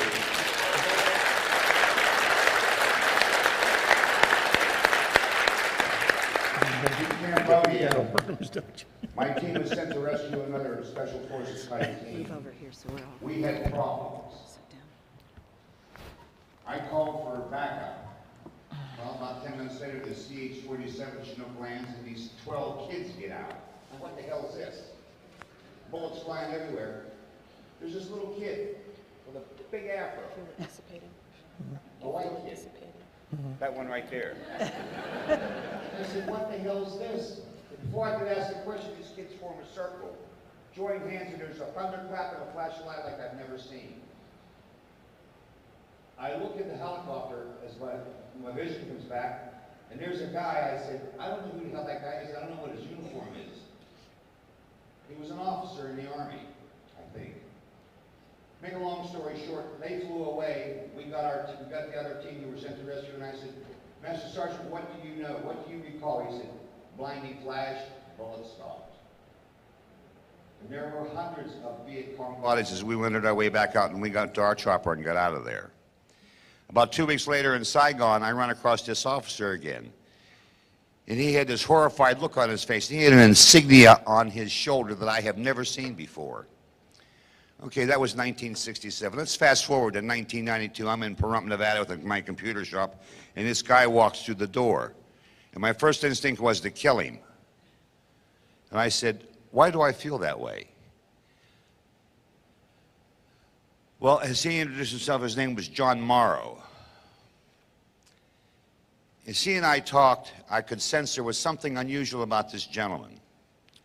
Well, John and I got to be good friends, and one day, after I had closed my shop, John was over because I was doing some work on his computer. I said, let me tell you, John, what I first experienced with you. I said, when you first came in my shop, I says, my first instinct was to kill you, and John Morrow's face got ashen white. I said, I know you from Vietnam. I says, when you introduced Duncan and I in this iteration, you were surprised that we knew each other, and you were even more surprised that Sean and I knew each other. I said, you didn't expect that.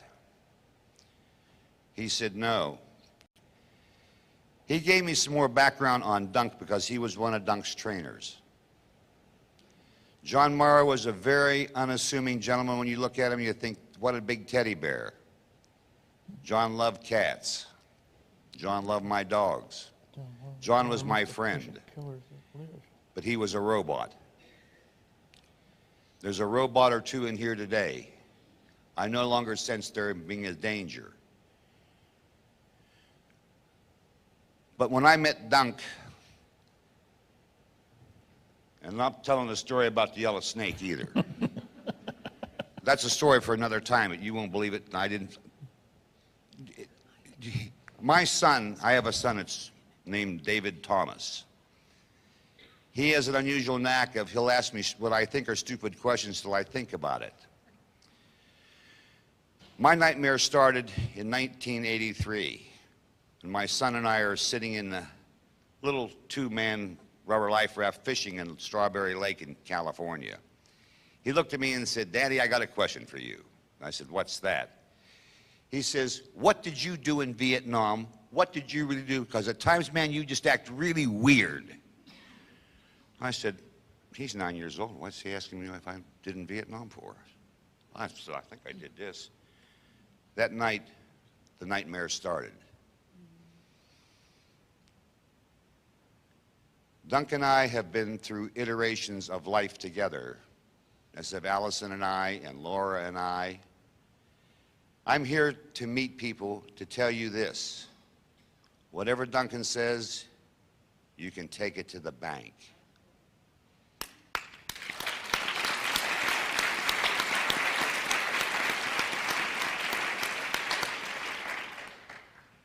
Dunk has other information that I don't know if he's going to share today or not that I'm privy to. He talked about teams of 3. Well, the third member is here today. I'm the anchor, Dunk's the soldier, and we have the outlook. This iteration of outlook. There are more than one. I am so grateful that I live in this country. I had an opportunity to go to work for the Russians after my term was over in the U.S. military. I looked at this guy and I says, "What are you going to give me? Make me a major for 6 months to get my information and kill me?" As I turned to walk away, he was gone. That quick. Happened on a street in Oakland, California. You all have good hearts and souls, but I've seen one thing, because my talent is taking a mosaic and making a picture.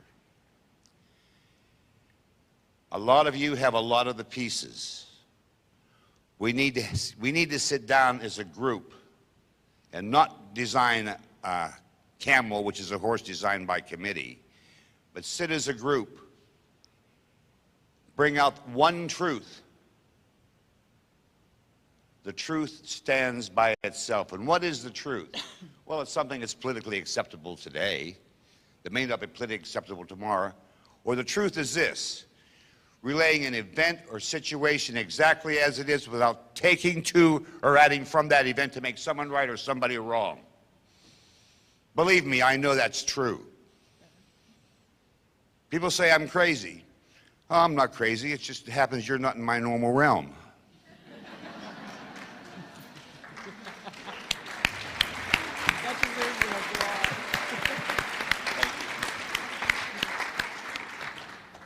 I have wolves. I raise wolves. And I have a wolf that lives in my house.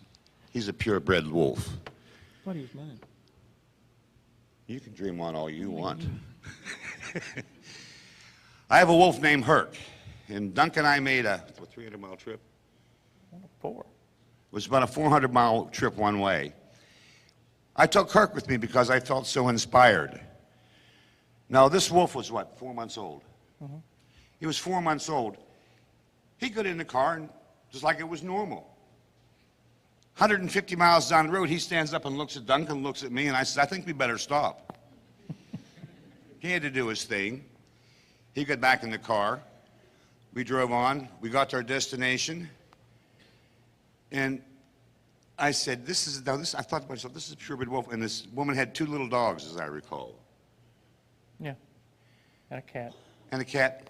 My wolf got along fine with them. Coming home. Thank you, Bart. I appreciate that.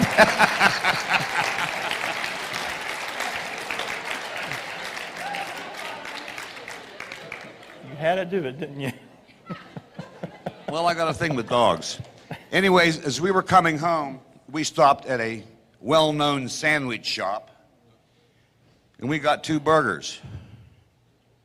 2 for Dunk, 2 for me, and 2 for the dog. You know what? My dog wouldn't eat them. He buried them in the seat. I found them the next day. So much for loving it, I guess.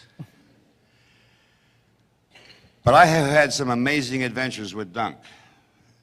Sitting in my living room, like it says in the interview, now stereo and things were turned off. It shouldn't make a noise, right? How about a loud pop that hurts your ears?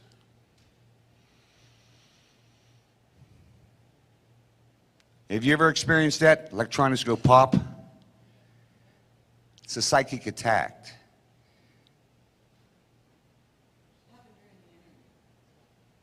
You were there, you should know. You thought your twin sister was there.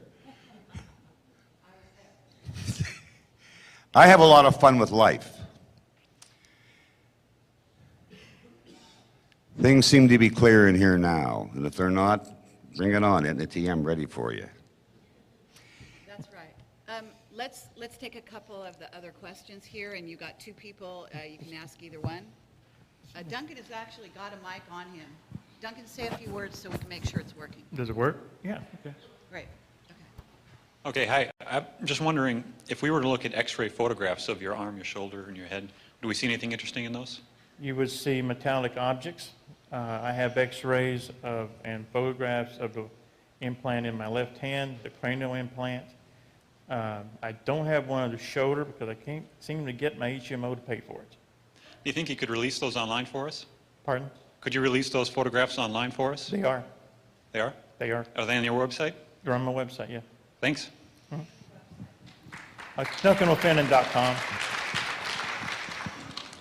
If you could say that website one more time. DuncanO'Finioan.com. First, I just want to thank you both for being here today and for being courageous enough to speak with us and tell your story. I do have a few questions. One is Project Talent. What were some of the other talents that the children expressed? And if you could introduce us to some of them that are remaining today. Project Talent, like Duncan said, is a far-reaching talent, a far-reaching program, rather. My talent, among others, is taking a mosaic of little bits of information and giving you a very clear picture.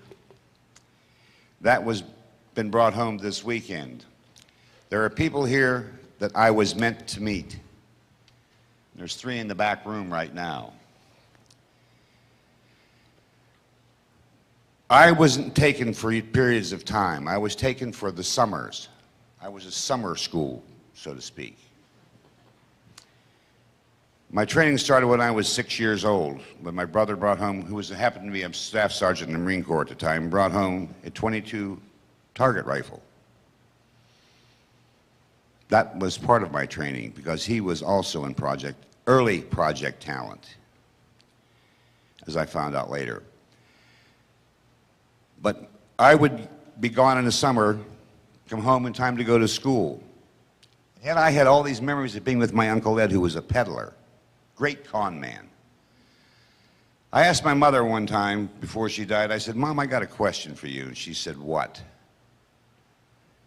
I said, "I have these memories of being with my Uncle Ed in the summertime, going out on the road." She says, "You were never with your Uncle Ed." I said, "Then what did I do?" She said, "When you get older, you'll figure it out." And Mother gave me that smile that says, "You've asked enough questions." Mother, God rest her soul, went home in 1993. Before she went, she showed me a journal she had kept at the time I was in the service. Every time I got hurt, every time something significant happened on a mission, she wrote down where I was, what I was doing, and where I got hurt or what the event was. I said, "How did you know this?" She says, "I am your psychic anchor." I said, "I didn't know that." She said, "There's lots you don't know yet." And my mother, God rest her, was an angel. Boy, could she be a holy terror. Now, I'm different than Dunk. I don't have any Native American blood in me that I know of. However, I say I'm Sicilian, that's because my mother was Scotch-Irish. My father was purebred Sicilian, and I was raised by my grandparents. And it's interesting to know that when I was talking to the third member of our team. Friday morning, I'm laying in bed at my niece's before I come over here at 4:30 in the morning, and I said, "Hey, Allie, it's 4:30. Sent a message to him, but he never gets it.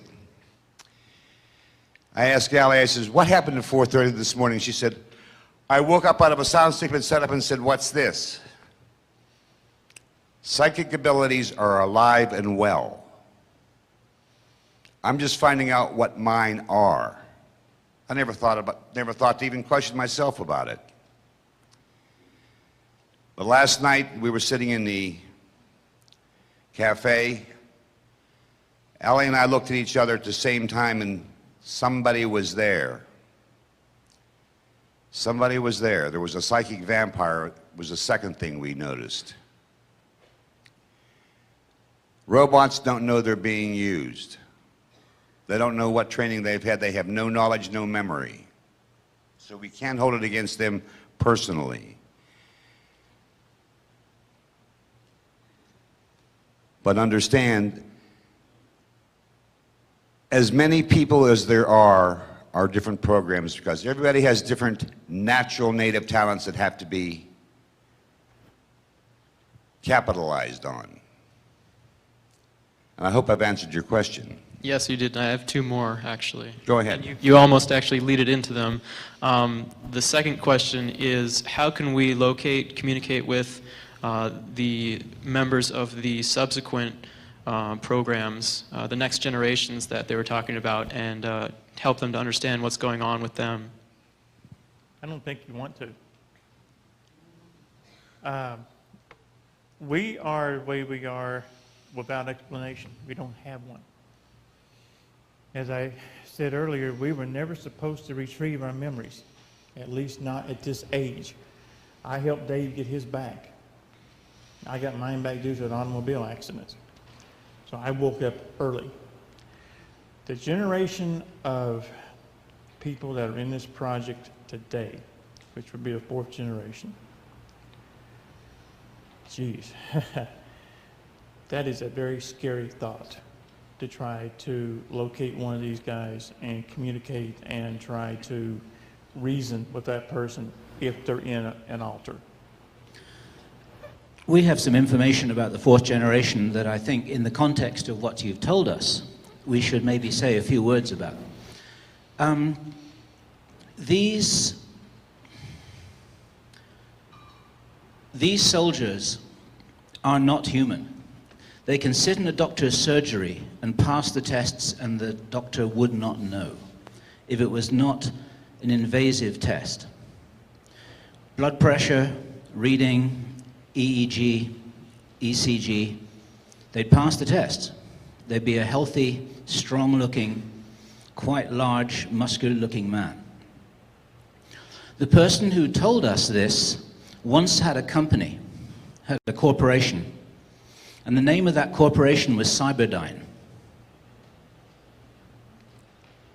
Anyone seen the Terminator movies? Okay.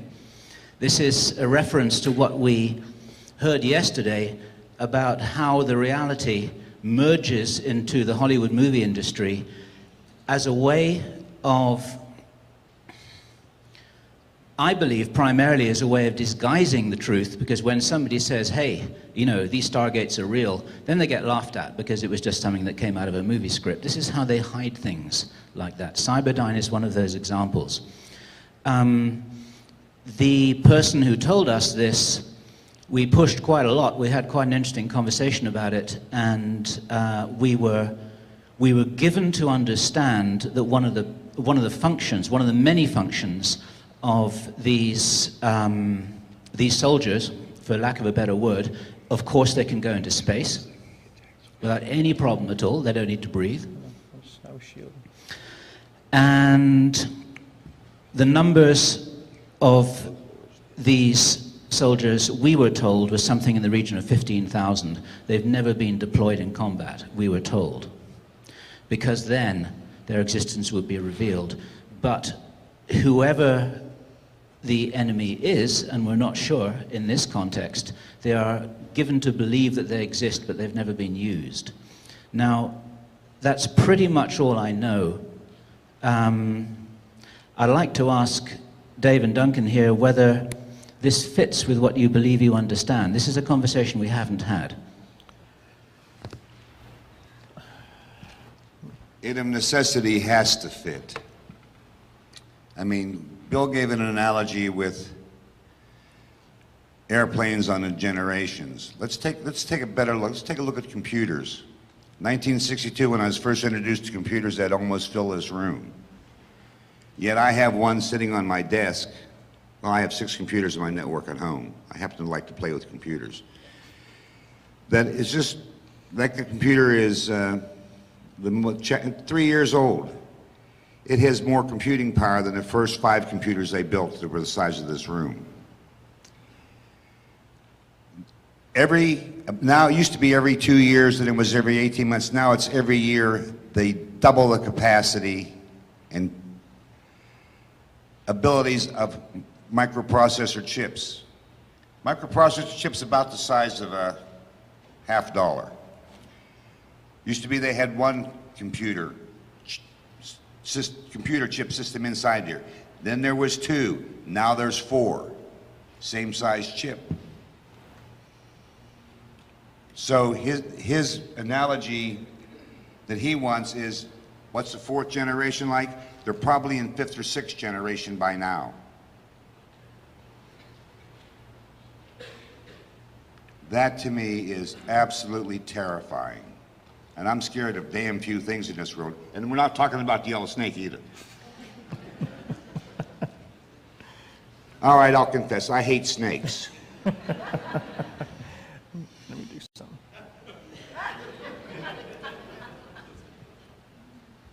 I won't do it to you. Listen, long and short, you do not create an army unless you intend to deploy that army. This 4th generation super soldier, warrior soldier, whatever you want to call it, are some bad people. I couldn't stop one. I was the best we had at my generation. I cannot stop one.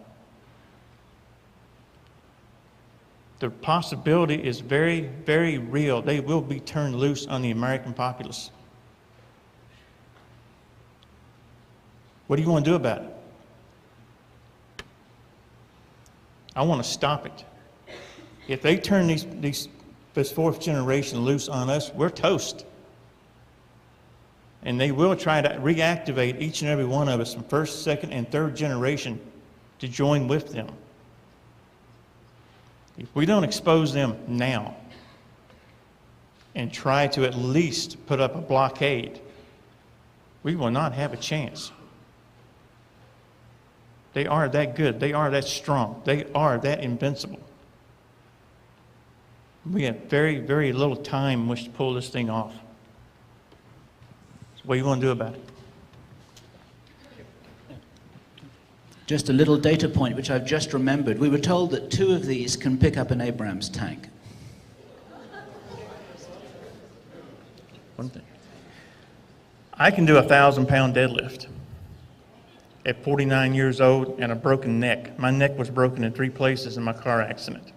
I was never supposed to lift anything heavier than a cup of coffee. I can deadlift 1,000 pounds. That's 1st generation. What Bill just said about 4th generation. Think about it. I just want to add that it's not, we have been told, okay, can't say where our source came from, but that Duncan's quite right, that the American people, for one, our target, could be the targets of some of this army at some point, okay, in the future. And we were also told that a war is anticipated, if you will. 1, with China, and 2, with visiting races off planet. Okay? And that these beings that are being created actually have the capacity to handle that situation. And all of this is absolutely top secret. Absolutely. And the fact that Duncan is coming forward, and Dave Corso, and the fact that they found each other means that there's a power higher and more powerful than anything created by man. It's testimony to that. The fact that we are finding each other. There's some other people in this audience today that found us and found Dave Corso and Duncan. And they were involved as well. And some of them don't even know how deep yet, okay? Some of those people were used, again, against their will. And I have to say that, you know, there are a lot of soldiers out there being used in very many different ways that they don't realize. There are also people, sleepers, all around us that are being used even at night in their, if you want to call it their light body, being used, okay, being trained, being utilized. So this is a very deep rabbit hole, so I just wanted to sort of paint that for you a bit.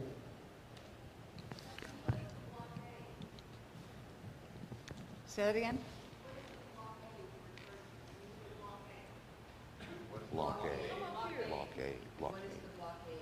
Blockade. Blockade. Oh, no, I said throw up a block to try, like playing football, to try to put a block up so that they can't get to you. Information. We need as many people to come forward as possible. We need you. Anything an individual can do, even if it's as little as mentioning what's talked about here on a radio program, even if, be a call-in, even as much as writing your congressman. I know that's a waste of time, but you can flood their offices. I know I've written the president, okay? I get fan letters. Whatever you can do, because people, this is a war. Make no mistake about it, and we are going to be fighting an enemy that you cannot imagine. Okay? So we need help. We need your help. Yep, over here.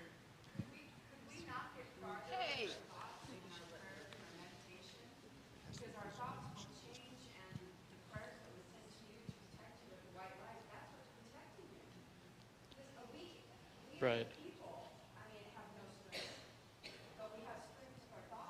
That's very true. That's absolutely very true, and I appreciate everything you and others that I know in here that are working right now. Okay, that's very true. But at the same time, we need a physical presence, to show a physical presence that we know who you are, we know what your agenda is, we're going to stop you one way or another.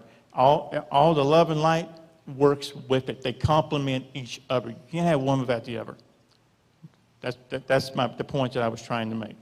And I do have a nasty habit of speaking too fast because my brain works faster than my mouth. And a lot of times it doesn't make sense. So you just have to tell me to shut up, say it again, slow down with it, and go. It's my last question, and after I'll just offer one possible solution. I'm glad you mentioned that everyone has talents. I was curious how the rest of everyone here, as well as around the world, can identify and develop their talents responsibly. It's genuinely widely accepted that everyone has a certain degree of psi abilities, that we're born with that. If you're asking me how would you go about strengthening or enhancing that, first of all, stay away from anything that says project on the beginning of it. No problem.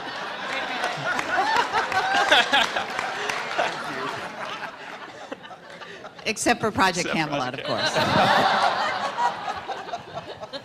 All right, my mistake. Find a teacher. Find a teacher, someone who is a white lighter, a true white lighter, and work with them. Let them teach you. Okay. And then the possible solution, it was with the conversation with Cynthia and another one of the guests. She said that, similar to what this individual was talking about, if we can send white light energy and love, call it prayer, call it what you will, to you know, it's a radical idea, but to the Illuminati or the leaders out there so that they can help to understand really what they're doing and so that they will have more love and actually change their mind to prevent unleashing such a super soldier force, as well as helping to shield them in the same energies that are shielding you so that the negative energies that are around them will not be able to be around them. Well, you raise an excellent point, but however, believe me, the Illuminati know exactly what they're doing. To pick up on what you were running with, thought equals action. So, as the lady here said, with the positive thoughts, absolutely, you can manifest those positive thoughts into reality. So what you're saying has merit and it possibly has a chance. But in the meantime, we need to have some type of preparation if it doesn't work. Absolutely. Thank you okay, so much. I want to say something here. What we're talking about is awareness, okay? Being awake and being aware, knowing, okay, becoming aware, just the act of learning and becoming aware, just what we're doing right here, this creates the power, okay? It's not enough to just send blind light, blind love, okay? It must be intelligent. It must have perception attached. You must do more than just give the heart, okay? You must understand what you're seeing and why you're doing what you're doing. So knowing and putting that piece together, that's the missing piece, okay? And then it's awareness, okay? What you want to convey is the awareness of all the aspects of what's going on there, okay? So if you're loving consciously, knowing all the parameters of what that means, not blindly, okay? So don't give your energy blindly. If you want to give your energy and power and light and love to the Illuminati, know what you're doing. Be conscious while you're doing it. I want to tell you that in that respect, there's something that I've done in the past in a particular situation where there were so many people involved, there were so many levels of understanding. What I really sat and I meditated and asked my contacts, what is it that I can send to them? So I sent one message. I asked for every individual involved to see the truth, to understand it, and accept it. Because the truth will come from universal understanding and not only truth on the level of life here. So the truth would be that they are doing wrong and they would see it, they would understand it, and they would accept it. And then there is no choice at that point, comes change. So send them and send the world that the world sees and understands and accepts the truth. Thank you.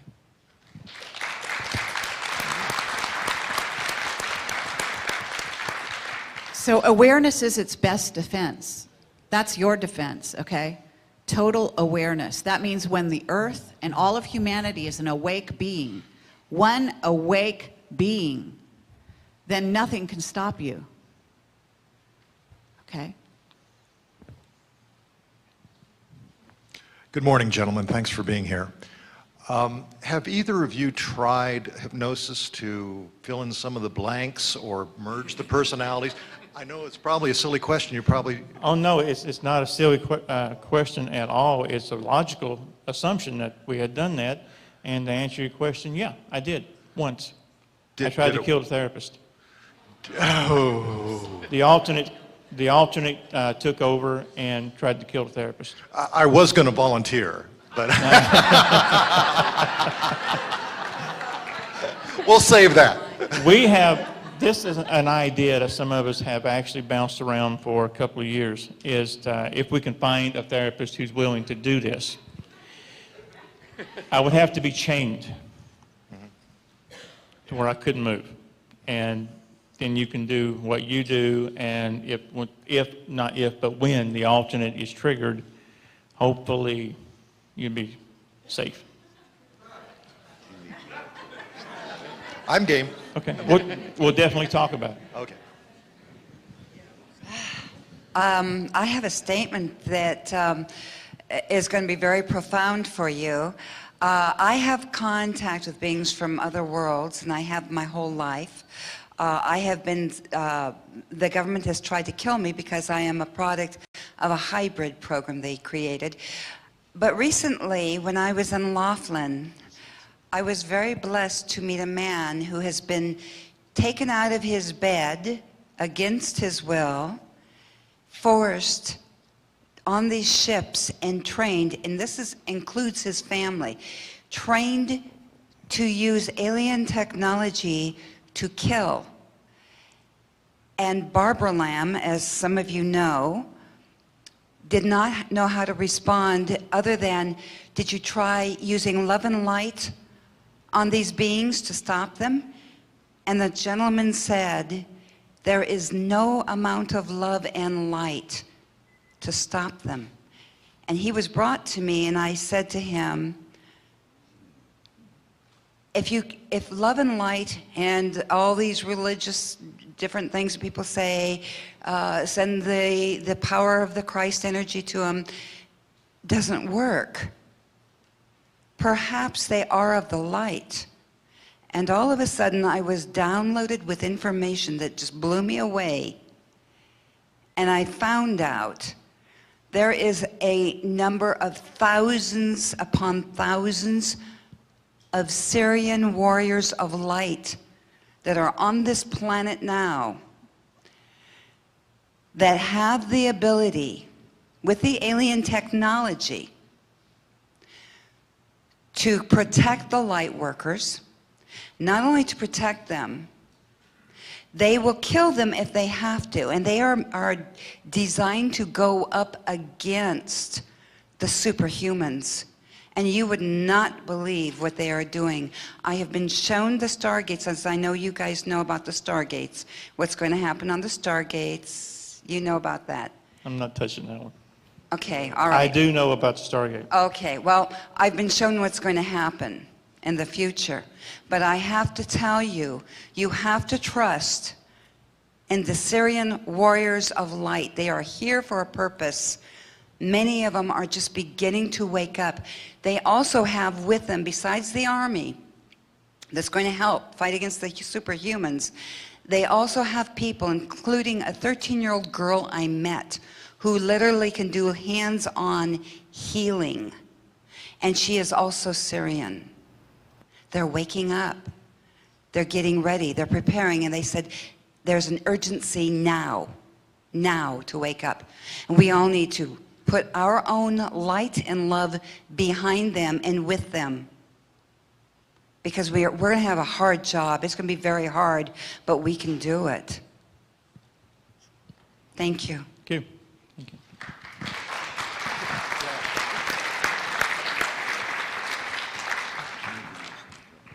Hi, thank you for being here. My question, you mentioned yesterday on the panel one of the positive things that you were doing to kind of just for the next year. You had mentioned music, but you had just mentioned that you don't watch television or anything like that, or movies. So, and I understand that your training was probably trauma-based, but there is music triggers as well. So I'm just curious as to, is there any music that you can't, or if anything has happened, if you have listened to any music? What I was doing yesterday was using, I think what I said about if the government controls alien ET disclosure, we're not going to like the music at that party. Got it. I was just using that as a metaphor, comic reference. But to answer your question fully, no, I watch very little TV. As far as music goes, I stick with classical. I like Celtic music. That's about it. Okay. Yeah, true. Thank you. Duncan, in light of the purpose and the whole way that Camelot works, which is to expose and to be protected by exposure of truth. Have you guys thought about doing everything you could to get actual memories with dates, times, who was killed, where they were killed, and a list of it that would fully expose the program and could have a, That, in some respects, definitely would definitely help to expose, but it wouldn't entirely expose. What we have been doing is basically putting a call out for anyone who is involved in these projects to get in touch with us. And that, as I have made reference to with people over this weekend, my group. That's my group. We're all past unwilling participants in one project or another with this. So we're trying to come together, and by coming together and talking and putting all this together, that's how we're getting the dates, the places, and everything combined. What a lot of people have to understand is that they may remember an event at one time. I'll remember the exact same event with a different date. Then we'll have someone else who was also part of this exact same event, but they remember it at an entirely different date. And that is done because when the memory is repressed into the alternate personality, you're told it happened at this date. but if you could check it against the actual record. That's what we do. That's why I said earlier, I don't talk about anything as fact unless I have 3 points of reference in fact. I do the same thing. Well, it seems to me people coming up and saying, I was this part of the program, without being able to show what was actually done, will bring people more into the awareness for this exposure. I have a question for you. What's your memory of what happened 2 hours ago? What's your memory of what happened 2 hours ago? It's very good. Are you sure? Yeah. It's different than mine is. Yeah. But does that make yours any the less true? There is a physical... Does it make your memory of what happened 2 hours ago any less true than what mine is? Yes or no? I'm not talking about our memories. I'm talking about checking it against physical universe facts. I'm going to give you an example here if you'll just bear with me. Yes or no? Does it change your perception of what happened 2 hours ago? Yes or no? I actually wouldn't judge my perception that way. I would judge it by checking You it have against... not answered my question. All right. The question is this: what happened 2 hours ago in your perception of what the world is and my perception of what the world is, are they the same? No, they're not. Does that make, by your admission, does that make yours any the less valid? It doesn't make either one valid or invalid to me. Thank you. You have answered your question. The fact is that basically what happens, it also a lot depends on the age of the individual when the memory comes back. And as I said, they also screw with the memories when they repress them and push them back into the alternates. And they will, in that memory, screw with the dates. Right, Okay? right. Now, as to what you were alluding to also, is just because someone contacts us and says, I was in part of this project or this project, does that make it so? No, it doesn't. They have to go through our own little testing process to see if they really were or they weren't. But to finish up with why we have the different perceptions on dates, we really don't have a correct answer, but there'll be a dozen of us. We'll remember the exact same event, the exact same people there, but we'll remember it. I'll remember it, say, spring. He'll remember it, say, the winter. But yet the event's the same. The year will be different, the month will be different. I understand. It just seemed to me that checking it against a historical record that is in public domain would have I got to do this. Some effect. The problem with that is there's a reason these are called black operations. They ain't supposed to happen. There are records, but none that we're going to be able to take and look at. So we can't do that. There's also time travel involved here. Okay, so and there's implanted memories, false dates. There are layers upon layers. So it's digging into this question is actually look for real life events. It's a rabbit hole. Okay, there are so many levels based on what we've heard from various people. That includes the testimony of Henry Deacon, Arthur Neumann. Okay. And there's also something on the internet, Stephanie Relf, who interviewed her husband, called the Mars Records. Very interesting. She used some Scientology techniques as well as some other healing techniques to get to the root of some of his memories. A lot of what he did happened on other timelines simultaneously when he was other places. I mean, it gives you a beginning of understanding how the layers can happen. We actually, this is fascinating and this has been amazing. Thank you both, Duncan O'Finioan, Dave Corso. And yes, absolutely.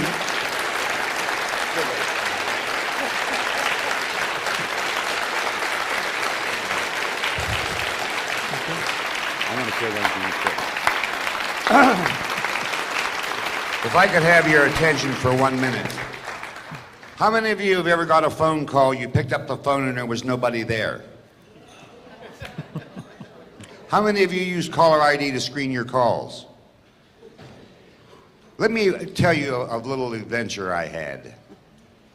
I had a phone call. It looked like my son was calling me.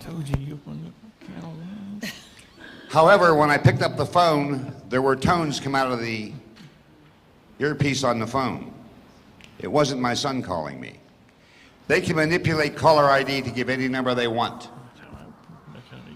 If you pick up the phone and you hear something funny, or you think you hear something funny, hang the phone up. That's a very common way to initiate triggers. Just be warned when you're called. Make sure you feel comfortable answering the phone call. If I get a call from an unknown number or an 800 number or a blank number, I simply don't answer the phone. Yeah, I have to say, you guys are being mind controlled. Okay, your televisions, you name it, the technical devices around you, scalar weaponry, it's not just these two guys, okay? It's happening to all of us. You must become aware in order to resist it, okay?